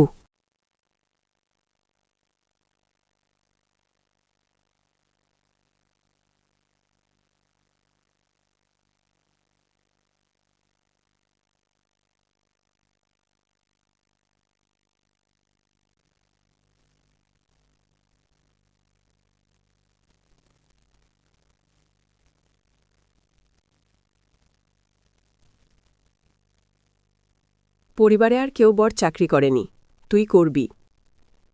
কিন্তু বাবা যখন মারা গেলেন তখন সোহেল মাত্র এসএসসি পরীক্ষা দিয়েছে। ফলাফল ভালো হয়েছিল, জিপিএ অর্ধচতুর্থ, কিন্তু বাবার মৃত্যুর পর আর পড়া হলো না। পরিবারের দায়িত্ব নিতে হলো। ট্রেন ছাড়ল। সোহেল জানালার পাশে বসে বাইরে তাকাল। থানুক্ষেত, নদী, ছোট ছোট গ্রাম সব পেছনে ফেলে ট্রেন এগিয়ে চলল। সোহেলের মনে হল সে যেন তার পুরনো জীবনটাকেও পেছনে ফেলে আসছে। ট্রেনে একজন হকার এসে চা বিক্রি করছিল। সোহেল একটা চা কিনল, 10 টাকা। চা খেতে খেতে সে ভাবছিল চট্টগ্রাম পৌঁছে কি হবে। করিম মামা তাকে সাহায্য করবেন তো, চাকরি পাওয়া যাবে তো। করিম মামা আসলে সোহেলের খুব দুঃসম্পর্কের মামা। সোহেলের দাদির বোনের ছেলে। অনেক বছর আগে গ্রাম ছেলে চট্টগ্রামে চলে গিয়েছিলেন। সেখানে একটা কনস্ট্রাকশন কোম্পানিতে কাজ করেন। বছরে একবার দুবার গ্রামে আসতেন। গত বছর যখন এসেছিলেন তখন সোহেলের মাকে বলেছিলেন সোহেলকে চট্টগ্রাম পাঠান, আমি একটা কাজের ব্যবস্থা করে দেব। সেই কথাতেই ভরসা করে সোহেল আজই যাত্রা। দ্বিতীয় অধ্যায়, নতুন শহর। চট্টগ্রাম পৌঁছাতে প্রায় 6 ঘণ্টা লেগে গেল। দুপুর 1টা বাজে। সোহেল স্টেশন থেকে বের হয়ে শহরের রাস্তায় দাঁড়াল। কি বিশাল শহর! এত গাড়ি, এত মানুষ, চারদিকে উঁচু উঁচু বিল্ডিং, দোকানপাট, মানুষের ভিড়। সোহেল কিছুক্ষণ দাঁড়িয়ে থাকল, সবকিছু দেখতে দেখতে। তার মনে হচ্ছিল সে যেন অন্য কোনো পৃথিবীতে এসে পড়েছে। তার পকেটে একটা ছোট্ট কাগজ আছে। সেখানে লেখা একটা ঠিকানা, করিম মিয়া, বাড়ি নং 23, রোড নং 5, আগ্রাবাদ, চট্টগ্রামকে। সোহেল একটা রিকশা ডাকল।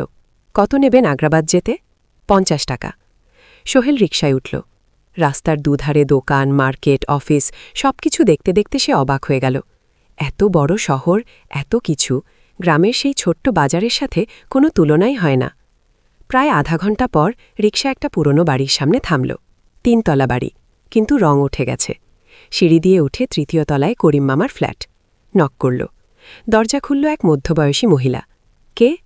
আসসালামু আলাইকুম আপা, আমি সোহেল, নোয়াছালীর গ্রাম থেকে এসেছি। করিম মামা বাড়িতে আছেন? মহিলা তাকে মাথা থেকে পা পর্যন্ত দেখল। করিম তো অফিসে গেছে। তুমি কে? কোথা থেকে এসেছ? সোহেল সব খুলে বলল। মহিলা তাকে ভেতরে ঢুকতে দিল। বসো, করিম সন্ধ্যায় ফিরবে। ফ্ল্যাটটা ছোট, 2টো রুম, একটা ছোট্ট রান্নাঘর আর একটা বাথরুম। কিন্তু সোহেলের কাছে খুব সুন্দর লাগল। গ্রামের সেই টিনের ঘরের চেয়ে তো অনেক ভালো। মহিলা তার নাম জানালো, সালমা, করিম মামার স্ত্রী। তাদের 2টো ছেলে, একজন ক্লাস 8-এ পড়ে, আরেকজন ক্লাস 5-এ। খেয়েছ? সালমা আপা জিজ্ঞেস করল। না আপা, অপেক্ষা করো, ভাত আছে, মাছ আছে, খাও। সোহেল প্রথমে রাজি হতে চাইল না, কিন্তু খুব খিদে পেয়েছিল। সকাল থেকে শুধু একটা চা আর বিস্কুট খেয়েছে। খাওয়া দাওয়ার পর সোহেল বসে রইল। সালমা আপা তাকে গল্প করতে লাগল। তোমার মা কেমন আছেন? তোমার বোন ভালো আছে? আপা, মার একটু গেটে বাত আছে, ওষুধ খাচ্ছেন। বোন স্কুলে পড়ে। তুমি কি করতে চাও এখানে? চাকরি খুঁজছি আপা, যে কোনো কাজ করব। বাসায় মা আর বোনকে টাকা পাঠাতে হবে। হ্যাঁ। সালমা আপা মাথা নাড়ল। করিম তোমার জন্য কিছু একটা করবে। সে ভালো মানুষ, সারাদিন অপেক্ষা করো। সোহেল। সন্ধ্যা 6টায় করিম মামা ফিরলেন। 50-এর কাছাকাছি বয়স, কালো রঙের প্যান্ট শার্ট পরা, হাতে একটা ব্যাগ। আরে সোহেল, কবে এলি? করিম মামা খুশি হয়ে বললেন, আজ সকালে মামা। করিম মামা তাকে জড়িয়ে ধরলেন। অনেক দিন পর দেখলাম, কেমন আছিস? ভালো আছি মামা। কি ভালো করেছিস এসে? এখানে অনেক সুযোগ আছে, তোর জন্য একটা কাজের ব্যবস্থা করে দেব। তবে প্রথমে কয়েকদিন এখানে থাক, শহরটা একটু চিনে নে, তারপর কাজে যোগ দিবি। সোহেলের মনে আশার আলো জ্বলল। সে ভাবল হয়তো তার ভাগ্য এবার পাল্টাবে। 3য় অধ্যায়, প্রথম চাকরি। 1 সপ্তাহ পরে করিম মামা সোহেলকে তার কোম্পানিতে নিয়ে গেলেন। কোম্পানির নাম আলামিন কনস্ট্রাকশন। অফিসটা শহরের কেন্দ্রে, 5 তলা একটা বিল্ডিংয়ের দোতলায়। মালিক আলী সাহেব, 50-এর কাছাকাছি বয়স, মোটা চেহারা, চোখে সোনার ফ্রেমের চশমা। বদলক মানুষ, কিন্তু খুব কড়া। এই ছেলেটাকে কি কাজে লাগাবেন আলী সাহেব? করিম মামাকে জিজ্ঞেস করলেন। স্যার, ও আমার আত্মীয়, গ্রাম থেকে এসেছে, খুব পরিশ্রমী, যে কোনো কাজে লাগাতে পারেন। আলী সাহেব সোহেলের দিকে তাকালেন। তুমি কি পড়েছ? স্যার, এসএসসি পাস, জিপিএ অর্ধচতুর্থ। ভালো। কম্পিউটার চালাতে পারো? না স্যার, পারি না, কিন্তু শিখতে চাই। আলী সাহেব একটু ভাবলেন। ঠিক আছে, তোমাকে অফিসের কাজে রাখব। ফাইল গুছানো, চা বানানো, কাগজপত্র নিয়ে যাওয়া, না এসো, মাসে 5,000 টাকা। রাজি আছো? জি স্যার। সোহেল খুশি হয়ে গেল। 5,000 টাকা! রিকশা চালিয়ে 3,500 পেত, এখানে 5,000। কাজ শুরু হলো পরদিন থেকে। সকাল 8টায় অফিসে যেতে হয়, ফিরতে হয় সন্ধ্যা 7টায়। প্রথম দিন সোহেল ঘুম থেকে উঠে ভোর 5টায়, তৈরি হয়ে 7:30টায় অফিসের উদ্দেশ্যে বের হলো। করিম মামার বাড়ি থেকে অফিস প্রায় 5 কিলোমিটার, বাসে যেতে হয়। অফিসে পৌঁছে সোহেল দেখল সেই প্রথম আলী সাহেব এখনও আসেননি। অফিস খোলা ছিল না। ৮-১০ মিনিট পর একজন লোক এসে অফিস খুলল। তুমি নতুন? জি, আমি সোহেল। আমি জাহিদ, অ্যাসিস্ট্যান্ট ম্যানেজার। এসো। জাহিদ ভাই সোহেলকে সবকিছু দেখালেন। অফিসে মোট ৬ জন কর্মচারী, ২ জন ইঞ্জিনিয়ার, একজন অ্যাকাউন্টেন্ট, একজন অ্যাসিস্ট্যান্ট ম্যানেজার জাহিদ ভাই, একজন রিসেপশনিস্ট, আর এখন সোহেল। সোহেলের কাজ শুরু হলো চা বানানো দিয়ে, তারপর অফিস পরিষ্কার করা, ফাইল গুছানো, কাগজপত্র এক জায়গা থেকে আরেক জায়গায় নিয়ে যাওয়া। কাজ কঠিন না, কিন্তু সারাদিন দৌড়ঝাঁপ করতে হয়। দুপুরে খাবারের জন্য আধা ঘন্টা বিরতি। সোহেল একটা ছোট হোটেলে গিয়ে ভাত আর তরকারি খেল, ৫০ টাকা। সন্ধ্যায় অফিস বন্ধ হলো। সোহেল ক্লান্ত হয়ে বাসায় ফিরল। কেমন লাগলো প্রথম দিন? করিম মামা জিজ্ঞেস করলেন। ভালো মামা, অনেক কিছু শিখলাম। প্রথম মাসের শেষে সোহেল বেতন পেল ৫,০০০ টাকা। সে ৩,০০০ টাকা মাকে পাঠালো। মা ফোনে কাঁদতে লাগলেন। আল্লাহ, আল্লাহ তোকে ভালো রাখুক সোহেল। সোহেলের চোখেও জল এলো। তার মনে হলো সে একটা বট কাজ করতে পেরেছে। চতুর্থ অধ্যায়, শহরের জীবন। ৩ মাস কেটে গেল। সোহেল এখন সোহেলের খুব প্রিয় কর্মচারী। সে শুধু চা বিস্কুট দেওয়ার কাজই করে না, এখন কম্পিউটারেও কিছু কাজ শিখেছে। ছোটখাটো টাইপিং, ডেটা এন্ট্রি এসব করতে পারে। আলী সাহেব খুশি হয়ে তার বেতন বাড়িয়ে ৮,০০০ টাকা করে দিয়েছেন। একদিন রাতে সোহেল অফিস থেকে ফিরছিল। সেদিন একটু দেরি হয়ে গেছে, রাত প্রায় ৯টা। সাধারণত সোহেল সন্ধ্যা ৭:৩০টায় ফিরে, কিন্তু সেদিন অফিসে একটা জরুরি কাজ ছিল। বাস থেকে নেমে সোহেল বাড়ির দিকে হাঁটছিল। হঠাৎ একটা অন্ধকার গলিতে ৩ জন লোক তাকে ঘিরে ধরল। তাদের চেহারা দেখেই বোঝা যাচ্ছিল ভালো উদ্দেশ্য নিয়ে আসেনি। টাকা দে, তাড়াতাড়ি, একজন বলল। তার হাতে একটা ছুরি। সোহেল ভয় পেয়ে গেল। ভাই, আমার কাছে খুব কম টাকা আছে। কি? যা আছে দে, তাড়াতাড়ি করো। সোহেল কাঁপতে কাঁপতে তার পকেট থেকে ৫ টাকা বের করে দিল। এই টাকা দিয়ে সে বাজার করবে ভেবেছিল, কিন্তু ছিনতাইকারীরা সন্তুষ্ট হল না। শুধু ৫ টাকা? তোর ব্যাগে কি আছে? তারা সোহেলের ব্যাগ কেড়ে নিল। ব্যাগে ছিল তার মোবাইল, কম্পিউটার ট্রেনিং সেন্টারের সার্টিফিকেট আর কিছু গুরুত্বপূর্ণ কাগজপত্র। না ভাই, ব্যাগটা ফেরত দেন, ওতে আমার জরুরি জিনিস আছে। মোবাইল নিয়ে নেন, কিন্তু ব্যাগটা দেন। কিন্তু ওরা শুনল না। একজন সোহেলে জোরে ধাক্কা দিল। সোহেল পড়ে গেল। মাথা রাস্তার কংক্রিটে ধাক্কা লেগে গেল। রক্ত বের হলো। ৩ জন দৌড়ে পালিয়ে গেল। কিছুক্ষণ সোহেল অজ্ঞান হয়ে পড়ে রইল। তারপর ধীরে ধীরে জ্ঞান ফিরল। মাথায় প্রচণ্ড ব্যথা। সে উঠে দাঁড়ানোর চেষ্টা করল, কিন্তু মাথা ঘুরছিল। কোনো মতে একটা দেয়াল ধরে দাঁড়ালো। একজন পথচারী তাকে দেখে থামল। কি হয়েছে ভাই? ছিমন্তাই হয়েছে। কি? এসো, আমি তোমাকে হাসপাতালে নিয়ে যাই। কিন্তু সোহেল রাজি হলো না। ঠিক আছে, বাড়ি যেতে পারবো। সে কোনো মতে করিম মামার বাড়িতে পৌঁছালো। দরজা খুলেই সালমা আপা চিৎকার করে উঠলেন। ও আল্লাহ, কি হয়েছে? করিম মামা দৌড়ে এলেন। সোহেলকে ভেতরে নিয়ে গেলেন। তার মাথায় জল ঢেলে রক্ত পরিষ্কার করলেন। কথাটা বেশ গভীর, হাসপাতালে যেতে হবে। কি? করিম মামা তাকে একটা অটোরিকশা নিয়ে নিকটস্থ হাসপাতালে গেলেন। ডাক্তার সোহেলের মাথায় ৩টা সেলাই দিলেন। বলল ১ সপ্তাহ বিশ্রাম নিতে হবে, কোনো ভারী কাজ করা যাবে না। হাসপাতাল থেকে ফিরে সোহেল শুয়ে রইল। তার মনে হচ্ছিল সব কিছু শেষ হয়ে গেছে। মোবাইল চলে গেছে, গুরুত্বপূর্ণ কাগজপত্র চলে গেছে। এখন ১ সপ্তাহ অফিস করতে পারবে না। পরদিন সকালে করিম মামা আলী সাহেবকে ফোন করে সব জানালেন। আলী সাহেব বললেন, ঠিক আছে, সোহেল ভালো হয়ে এলে আসবে, চিন্তার কিছু নেই। মিনা যখন এই খবর শুনল, শেষ সন্ধ্যায় সোহেলকে দেখতে এলো করিম মামার বাড়িতে। এনেছিল কিছু ফল। কি হয়েছিল? মিনা চিন্তিত গলায় জিজ্ঞেস করল। সোহেল সব বলল।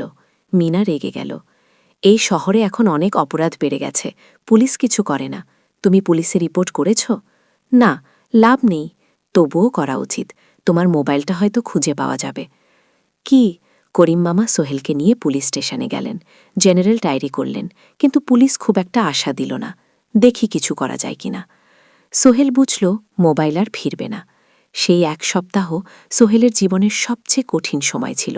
সে শুধু শারীরিকভাবেই ক্ষতিগ্রস্ত হয়নি, মানসিকভাবেও ভেঙে পড়েছিল। প্রতি রাতে দুঃখ স্বপ্ন দেখো, সেই ৩ জন ছিনতাইকারীর মুখ ভুলতে পারছিল না। মিনা প্রায় প্রতিদিন আসত, তাকে সাহস দিত। তুমি হাল ছেড়ো না সোহেল, জীবনে এরকম খারাপ সময় আসে, কিন্তু এটা কাটিয়ে ওঠাই হল আসল বীরত্ব। সোহেলের মা গ্রাম থেকে ফোন করতেন, করিম মামার মোবাইল থেকে। তুই ভালো আছিস তো?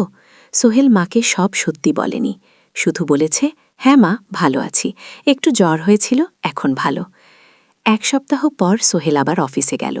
আলী সাহেব তাকে দেখে খুশি হলেন। কেমন আছো? ভালো আছি স্যার। ঠিক আছে, তবে প্রথম কয়েকদিন হালকা কাজ করবে। সোহেল আবার কাজে মন দিল, কিন্তু একটা জিনিস তাকে খুব কষ্ট দিচ্ছিল। তার মোবাইল নেই, মায়ের সাথে কথা বলতে পারছে না নিয়মিত। করিম মামার মোবাইল চাইতে সংকোচ লাগে। একদিন জাহিদ ভাই তাকে ডাকলেন। সোহেল, আমার একটা পুরনো মোবাইল আছে, তুমি ব্যবহার করো না? না ভাই। নাও, আমার কাজে লাগছে না, তুমি রাখো গো। সোহেল কৃতজ্ঞতায় প্রায় কেঁদে ফেল। ধন্যবাদ ভাই। মোবাইল পেয়ে সোহেল প্রথমেই মাকে ফোন করল। মা খুব খুশি হলেন। এতদিন ফোন করিসনি কেন? মা, মোবাইলটা নষ্ট হয়ে গিয়েছিল, নতুন নিয়েছি। মায়ের গলায় স্বস্তি ফুটে উঠল। ষষ্ঠ অধ্যায়, নতুন সুযোগ। আরও 3 মাস কেটে গেল। সোহেল পুরোপুরি সুস্থ হয়ে গেছে। তার জীবন আবার স্বাভাবিক হয়ে এসেছে। সে এখন কম্পিউটার ট্রেনিং শেষ করেছে, সার্টিফিকেট পেয়েছে। কিন্তু একটা ঘটনা তার জীবনে বড় পরিবর্তন নিয়ে এলো। একদিন সকালে আলী সাহেব তাকে ডাকলেন। সোহেল, বস। সোহেল, বসো। মনে একটু ভয় লাগছিল। আলী সাহেব কি তাকে বকবেন? সোহেল, তুমি তো এখন কম্পিউটার চালাতে পারো? জি স্যার, একটু একটু শিখেছি। ভালো, আমি তোমার কাজ দেখছি। তুমি খুব পরিশ্রমী। আরশাদ, আমাদের কোম্পানিতে এরকম মানুষের দরকার গো। সোহেল কিছু বুঝতে পারছিল না। আমি তোমাকে একটা সুযোগ দিতে চাই। আমাদের কোম্পানি একটা ট্রেনিং প্রোগ্রাম চালু করছে নতুন কর্মচারীদের জন্য। 6 মাসের কোর্স, কম্পিউটার অ্যাকাউন্টিং, ভবন নির্মাণের হিসাব নিকাশ, প্রজেক্ট ম্যানেজমেন্ট সব শিখবে। কোম্পানি সব খরচ দেবে। ট্রেনিংয়ের সময় তোমার বেতনও চলবে। রাজি আছো? সোহেল বিশ্বাস করতে পারছিল না। স্যার, সত্যি আমাকে এত বড় সুযোগ দিচ্ছেন? হ্যাঁ, তুমি ভালো ছেলে, পরিশ্রমী। আমি তোমাকে এগিয়ে দিতে চাই। ভবিষ্যতে তুমি এই কোম্পানির একজন গুরুত্বপূর্ণ কর্মচারী হবে। সোহেল কৃতজ্ঞতায় প্রায় কেঁদে ফেল। ধন্যবাদ স্যার, আমি কঠোর পরিশ্রম করব। আমি জানি গো। সেদিন সন্ধ্যায় সোহেল মিনার দোকানে গেল। মিনাকে খবরটা দিল। মিনা খুব খুশি হল। তার চোখ ভিজে গেল। তুমি পারবে সোহেল, আমি জানি গো। সোহেল তার মা আর বোনকেও ফোন করে খবরটা দিল। মা কাঁদতে লাগলেন। তোর বাবা বেঁচে থাকলে কত খুশি হতো। ট্রেনিং শুরু হলো পরের মাস থেকে। প্রতিদিন সকালে 3 ঘন্টা ক্লাস, তারপর বাকি সময় অফিসের কাজ। ক্লাসে 5 জন নতুন কর্মচারী, সবাই তরুণ, উৎসাহী। শিক্ষক ছিলেন একজন অভিজ্ঞ ইঞ্জিনিয়ার, নাম রহিম স্যার। তিনি খুব ভালোভাবে সবকিছু বোঝাতেন। কম্পিউটার অ্যাকাউন্টিং, এক্সেল, জটিল ক্যালকুলেশন, প্রজেক্টের বাজেট তৈরি, সময় ব্যবস্থাপনা। সোহেল পুরো মনোযোগ দিয়ে শিখতে লাগল। সন্ধ্যায় বাড়ি ফিরে প্র্যাকটিস করত। করিম মামার ছেলের কাছ থেকে একটা ল্যাপটপ ধার নিত কখনো কখনো। 6 মাস পরে ট্রেনিং শেষ হলো। সবাই সার্টিফিকেট পেল। আলী সাহেব একটা অনুষ্ঠান করলেন। সোহেল সেরা পারফর্মার হিসেবে একটা বিশেষ পুরস্কার পেল, 5,000 টাকা বোনাস। আলী সাহেব ঘোষণা করলেন, সোহেল, আজ থেকে তুমি আমাদের জুনিয়র অ্যাকাউন্ট অ্যাসিস্ট্যান্ট। তোমার বেতন 15,000 টাকা। সোহেল অবাক হয়ে গেল। 8,000 থেকে 15,000, প্রায় দ্বিগুণ। সেদিন রাতে সোহেল ঘুমাতেই পারল না। খুশিতে, উত্তেজনায় তার চোখে ঘুম নেই। সে ভাবল তার জীবন কিভাবে বদলে যাচ্ছে। 2 বছর আগে যে রিক্সা চালাক, আজ সে একটা নামকরা কোম্পানির অ্যাকাউন্ট অ্যাসিস্ট্যান্ট। 7ম অধ্যায়, প্রেম ও প্রস্তাব। 1.5 বছর হয়ে গেল সোহেলের চট্টগ্রাম আসার। সে এখন একজন সফল যুবক। তার মা গ্রামে খুব খুশি। প্রতি মাসে সোহেল 10,000 টাকা পাঠায়। ছোট বোন ঋতু এখন কলেজে ভর্তি হয়েছে। সোহেলের পাঠানো টাকায় মায়ের চিকিৎসাও ভালোভাবে হচ্ছে। মিনার সাথে সোহেলের সম্পর্ক এখন আর শুধু বন্ধুত্ব নয়, দুজন দুজনকে ভালোবাসে। কিন্তু কেউ কাউকে সরাসরি বলার সাহস পায়নি। প্রতিদিন দেখা হয়, গল্প হয়, কিন্তু সেই একটা কথা বলা হয়ে ওঠে না। একদিন শুক্রবার, ছুটির দিন। সোহেল মিনাকে বলল, আজকে একটু ঘুরতে যাবে? কোথায়? পতেঙ্গা বিচ। তুমি কি কখনো গেছো? না, কিন্তু আমার দোকান গো। শুক্রবার, তোমার বাবা সামলাবে। মিনা রাজি হয়ে গেল। দুপুরে দুজনে বাস নিয়ে পতেঙ্গা গেল। সমুদ্র দেখে মিনা অবাক হয়ে গেল। কি সুন্দর! দুজনে বালিতে বসল। ঢেউয়ের শব্দ শুনতে শুনতে গল্প করছিল। হঠাৎ সোহেল বলল, মিনা, তোমার সাথে কিছু বলার ছিল। বলো সোহেল। একটা লম্বা শ্বাস নিল। তুমি জানো, আমি তোমাকে ভালোবাসি। মিনা হাসল। তার চোখ ভিজে গেল। জানি, আমিও তোমাকে ভালোবাসি সোহেল গো। সোহেল অবাক হয়ে গেল। সত্যি? হ্যাঁ, অনেক দিন ধরেই জানি। তুমি আমার জীবনে এসে সব কিছু বদলে দিয়েছ। তোমার সাথে থাকলে আমার মনে হয় আমি যে কোনো কিছু করতে পারবো গো। দুজনে কিছুক্ষণ চুপ করে বসে রইল। সমুদ্রের ঢেউ এসে পায়ে লাগছিল।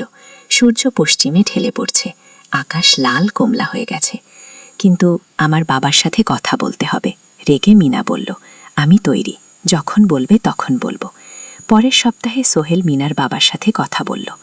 আব্দুল হামিদ সাহেব প্রথমে একটু দ্বিধা করলেন। তুমি কোন পরিবারের ছিলে? তোমার বাবা কি করতেন?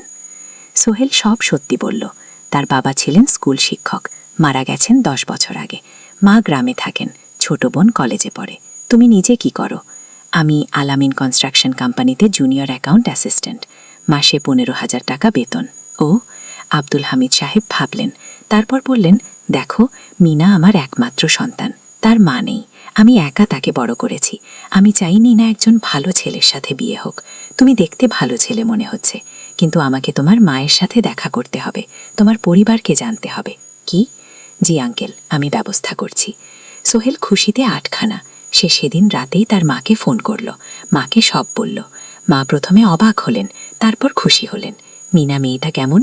খুব ভালো মা, তুমি দেখলে পছন্দ করবে। ঠিক আছে, আমি আর ঋতু আসছি চট্টগ্রাম। 2 সপ্তাহ পর সোহেলের মা আর বোন চট্টগ্রাম এলো। সোহেল তাদের নিয়ে মিনার বাড়িতে গেল। 2 পরিবার একসাথে বসল। মিনার বাবা সোহেলের মাকে দেখে খুশি হলেন। সোহেলের মা সহজ সরল ভদ্রমহিলা। আপনার ছেলে খুব ভালো, মিনা তাকে পছন্দ করে, আমিও রাজি। আব্দুল হামিদ সাহেব বললেন, আমার সোহেল সৎ ছেলে, মিনাকে খুব ভালোবাসে, আমি জানি ও মিনাকে সুখে রাখবে। কি? সোহেলের মা বললেন, বিয়ের তারিখ ঠিক হলো 3 মাস পর। এই 3 মাসে সোহেল যথেষ্ট টাকা জমাবে। বিয়ে হবে সাদামাটা কিন্তু সুন্দর। 8ম অধ্যায়, নতুন পথ। 3 মাস কেটে গেল দ্রুত। সোহেল প্রতিদিন কঠোর পরিশ্রম করছিল। অফিসে তার কাজের প্রশংসা হচ্ছে। আলী সাহেব তাকে এখন ছোটখাটো প্রজেক্টের হিসাব দেখতে দিচ্ছেন। সোহেল তার সঞ্চিত টাকা দিয়ে বিয়ের আয়োজন করল। বিয়ে হলো মিনার বাড়ির কাছের একটা কমিউনিটি সেন্টারে। খুব বেশি লোক আসেনি, 2 পরিবারের আত্মীয় স্বজন আর অফিসের কয়েকজন সহকর্মী, কিন্তু অনুষ্ঠান ছিল খুব সুন্দর। সোহেল যখন মিনাকে বিয়ের পোশাকে দেখল, তার মনে হলো পৃথিবীর সবচেয়ে সুন্দর মেয়ে সে। লাল শাড়ি পরা, মুখে হালকা মেকআপ, কিন্তু তার স্বাভাবিক সৌন্দর্য ছিল আসল। বিয়ের পর সোহেল একটা ছোট্ট ফ্ল্যাট ভাড়া নিল, 2 রুমের ফ্ল্যাট, মাসে ভাড়া 5,000 টাকা। মিনা এখনও তার পড়াশোনা চালিয়ে যাচ্ছে, আরও 1 বছর বাকি গ্র্যাজুয়েশন শেষ হতে। সোহেলের মা আর বোন গ্রামে ফিরে গেল। মা বলে গেলেন, সোহেল, মিনাকে ভালো রাখিস, মেয়েরা অনেক ত্যাগ করে সংসার করতে গো। জানি মা গো। নতুন জীবন শুরু হলো। সোহেল সকালে অফিসে যায়, সন্ধ্যায় ফেরে। মিনা সকালে কলেজে যায়, দুপুরে ফিরে রান্না করে, ঘর গোছায়। সন্ধ্যায় দুজনে একসাথে বসে পড়াশোনা করে, গল্প করে, টিভি দেখে। জীবন সুন্দর ছিল, কিন্তু চ্যালেঞ্জও ছিল। মাসিক খরচ, ভাড়া 5,000, বাজার 3,000, বিদ্যুৎ গ্যাস 1,000, মায়ের জন্য 5,000, মিনার কলেজের খরচ 1,200, মোট প্রায় 14,000 টাকা। বাঁচত তো মাত্র 1,000 খানেক। কিন্তু সোহেল হাল ছাড়ল না। শেষ সন্ধ্যায় একটা কম্পিউটার ট্রেনিং সেন্টারে পার্ট টাইম পড়ানো শুরু করলো। সপ্তাহে 3 দিন 2 ঘন্টা করে। এতে মাসে আরও 3,000 টাকা আসতে লাগলো। মিনাও বসে থাকলো না। সে বাড়িতে বসে কয়েকজন স্কুলের ছাত্রছাত্রীকে টিউশন পড়াতে শুরু করলো। মাসে 2,000 টাকা আয়। এভাবে কেটে গেল 6 মাস। দুজন মিলে পরিবার চালাচ্ছে, স্বপ্ন দেখছে। একদিন সোহেল বলল, মিনা, আমি একটা নতুন স্বপ্ন দেখছি গো। কি? আমি নিজে একটা ছোট্ট কনস্ট্রাকশন কোম্পানি খুলতে চাই। ছোট ছোট প্রজেক্ট নেব, বাড়ি মেরামত, ছোট বিল্ডিং বানানো, এইসব। তোমার কি যথেষ্ট অভিজ্ঞতা আছে? আছে। আমি 2 বছর ধরে এই কাজের সাথে জড়িত, অনেক কিছু শিখেছি, আর আলী সাহেবও আমাকে সাহায্য করবেন গো। কিন্তু টাকা কোথায়? কোম্পানি খুলতে তো অনেক টাকা লাগবে। গি, আমি জমাচ্ছি, আরও 1 বছর কাজ করব, তারপর চেষ্টা করব। বউ, মিনা তাকে সমর্থন দিল। তুমি পারবে, তোমার মধ্যে সেই শক্তি আছে। কি? 9ম অধ্যায়, চ্যালেঞ্জের সময়। কিন্তু ভাগ্য সবসময় অনুকূলে থাকে না। সোহেল যখন স্বপ্ন দেখছিল নিজের কোম্পানি খোলার, তখনই একটা তোমার বেতন কমাতে হবে 15,000 থেকে 10,000। ওহ, সোহেল মনে মনে চিন্তায় পড়ে গেল। 10,000 টাকায় সংসার চলবে কিভাবে? মায়ের খরচ, ভাড়া, বাজার সব মিলিয়ে তো 14,000 টাকা লাগে। কিন্তু সে কিছু বলল না। ঠিক আছে স্যার। বাড়ি ফিরে সোহেল মিনাকে সব বলল। মিনা চিন্তিত হয়ে গেল। এখন কি হবে? চিন্তা করো না, আমি পার্ট টাইম টিউশনের সময় বাড়াবো, আর তুমিও বেশি করে টিউশন নাও। কিন্তু আমার তো পড়াশোনাও আছে। জানি, কিন্তু এখন এটাই করতে হবে। সোহেল সন্ধ্যায় আরও 2টো জায়গায় পার্ট টাইম কাজ খুঁজে। একটা দোকানে সন্ধ্যায় হিসাব দেখার কাজ পেল, মাসে 2,000 টাকা। আরেকটা জায়গায় সপ্তাহান্তে কম্পিউটার রিপেয়ারের কাজ পেল, মাসে 1,500 টাকা। মিনাও 3 জন নতুন স্টুডেন্ট নিল। টিউশনে তার আয় বাড়ল 2,000 থেকে 3,500-এ। কঠিন সময় ছিল সোহেল। সকাল 8টায় অফিসে যেত, সন্ধ্যা 6টায় ফেরত। তারপর একটু বিশ্রাম নিয়ে 7:30টায় বের হতো পার্ট টাইম কাজে, রাত 10টায় বাড়ি ফেরত। রবি সোমবার কম্পিউটার রিপেয়ারের কাজ। মিনাও সকালে কলেজে যেত, দুপুরে ফিরে রান্না করত, তারপর বিকেলে টিউশন পড়াত। রাতে খাওয়া দাওয়ার পর পড়াশোনা করত। দুজনেরই শরীর খারাপ হতে শুরু করল। সোহেল একদিন অফিসে অজ্ঞান হয়ে পড়ে গেল। ডাক্তার দেখাতে নিয়ে গেল। ডাক্তার বলল অতিরিক্ত পরিশ্রম, শরীরে পুষ্টির অভাব, ঠিকমতো খাচ্ছেন না মনে হচ্ছে। গিয়ে সত্যি কথা, খরচ বাঁচাতে সোহেল আর মিনা অনেক সময় কম খেত। মাংস মাছ কিন্তু সপ্তাহে একদিন, বাকি সময় শাকসবজি ডাল। মিনা সোহেলকে বলল, আর নয় সোহেল, তুমি এভাবে নিজেকে শেষ করে ফেলছ। আমার পড়াশোনা বন্ধ করে দিই, আমি ফুল টাইম চাকরি করি। কি না, সোহেল জোর দিয়ে বলল, তোমার পড়াশোনা বন্ধ হবে না, আর মাত্র 6 মাস বাকি, তুমি গ্র্যাজুয়েট হবেই। কিন্তু তুমি? আমি ঠিক হয়ে যাব, চিন্তা করো না। আগে কিন্তু পরিস্থিতি আরও খারাপ হলো যখন সোহেলের মায়ের অসুখ হলো, হার্টের সমস্যা। হাসপাতালে ভর্তি করতে হলো, খরচ 5,000 টাকা। সোহেলের হাতে এত টাকা কোথায়? সে করিম মামার কাছে ধার চাইল। করিম মামা 20,000 টাকা দিলেন। বাকি 3,000 টাকা সোহেল একটা এনজিও থেকে লোন নিল। সুদের হার মাসে 2%। মায়ের চিকিৎসা হলো, তিনি সুস্থ হয়ে গেলেন। কিন্তু সোহেল এখন লোনের বোঝায় পড়ে গেল। প্রতি মাসে 3,000 টাকা করে কিস্তি দিতে হবে।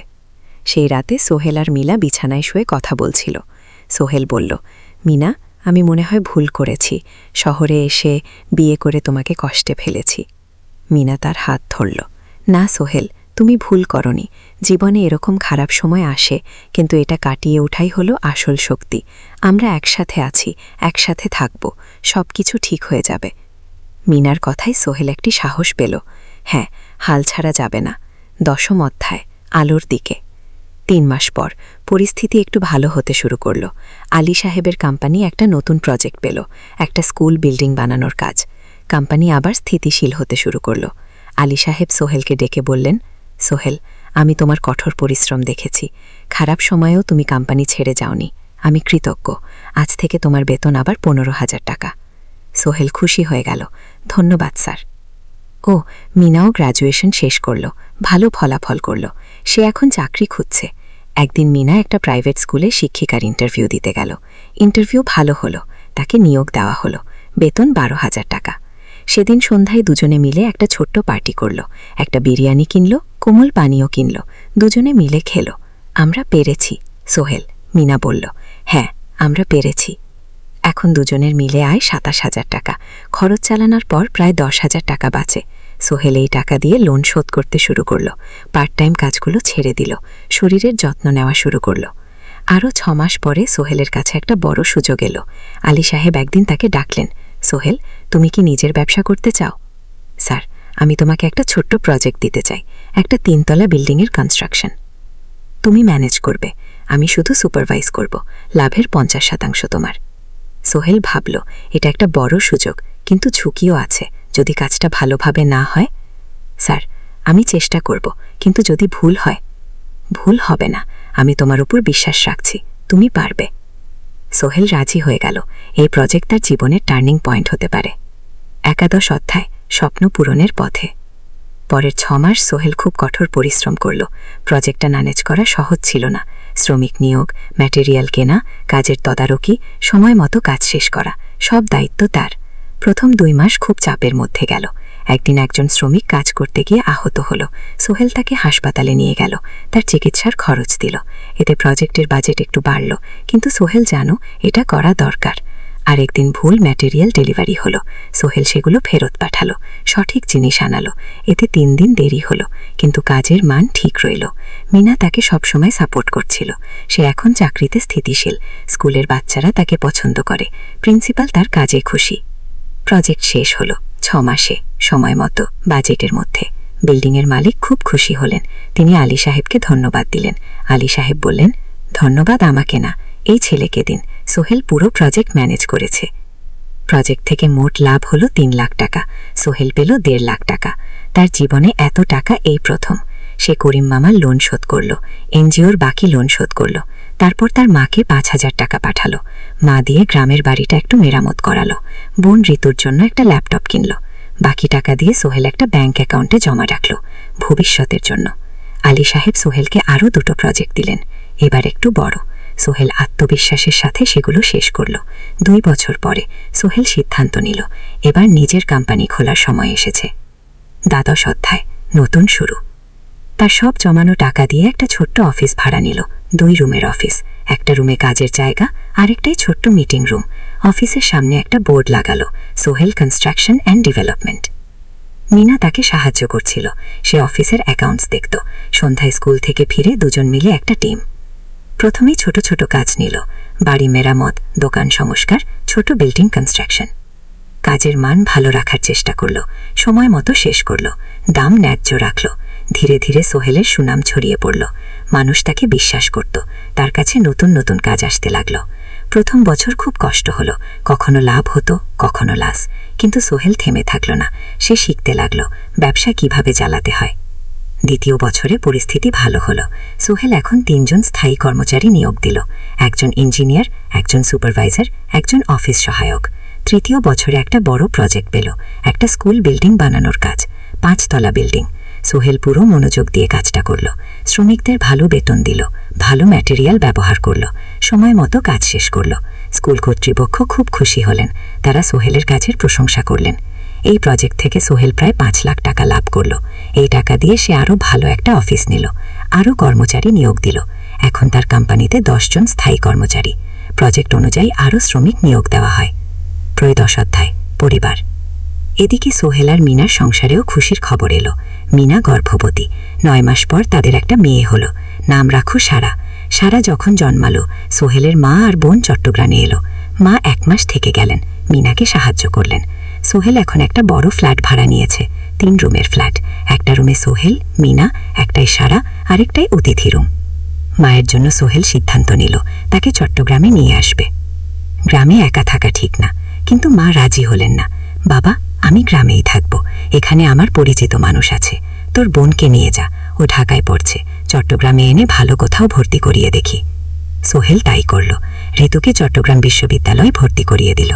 ঋতু এখন সোহেলের ফ্ল্যাটে থাকে, বিশ্ববিদ্যালয়ে পড়ে। সোহেলের মনে হলো তার জীবন এখন পরিপূর্ণ। স্ত্রী, মেয়ে, বোন সবাই তার কাছে। ব্যবসা ভালো চলছে, মা গ্রামে সুখে আছেন। চতুর্দশ অধ্যায়, সফলতা শিখে। 5 বছর কেটে গেল। সোহেল এখন একজন সফল উদ্যোক্তা। তার কোম্পানি কি সোহেল কনস্ট্রাকশন অ্যান্ড ডেভেলপমেন্টই এখন চট্টগ্রামে বেশ পরিচিত। প্রায় 30 জন কর্মচারী তার অধীনে কাজ করে। সোহেল এখন শুধু ছোট প্রজেক্ট করে না, বড় বড় প্রজেক্টও করে। একটা 8 তলা বিজনেস কমপ্লেক্স বানানোর কাজ পেয়েছে, একটা হাসপাতাল বিল্ডিং বানাচ্ছে। মিনা এখনও স্কুলে পড়ায়, সে এখন ভাইস প্রিন্সিপাল, সাথে সোহেলের কোম্পানির অ্যাকাউন্টস ম্যানেজার। 2 জন মিলে ব্যবসা চালায়। সারা এখন 4 বছরের, স্কুলে ভর্তি হয়েছে, খুব চালাক মেয়ে। ঋতু বিশ্ববিদ্যালয় থেকে গ্র্যাজুয়েট হয়ে একটা ব্যাংকে চাকরি পেয়েছে। একদিন আলী সাহেব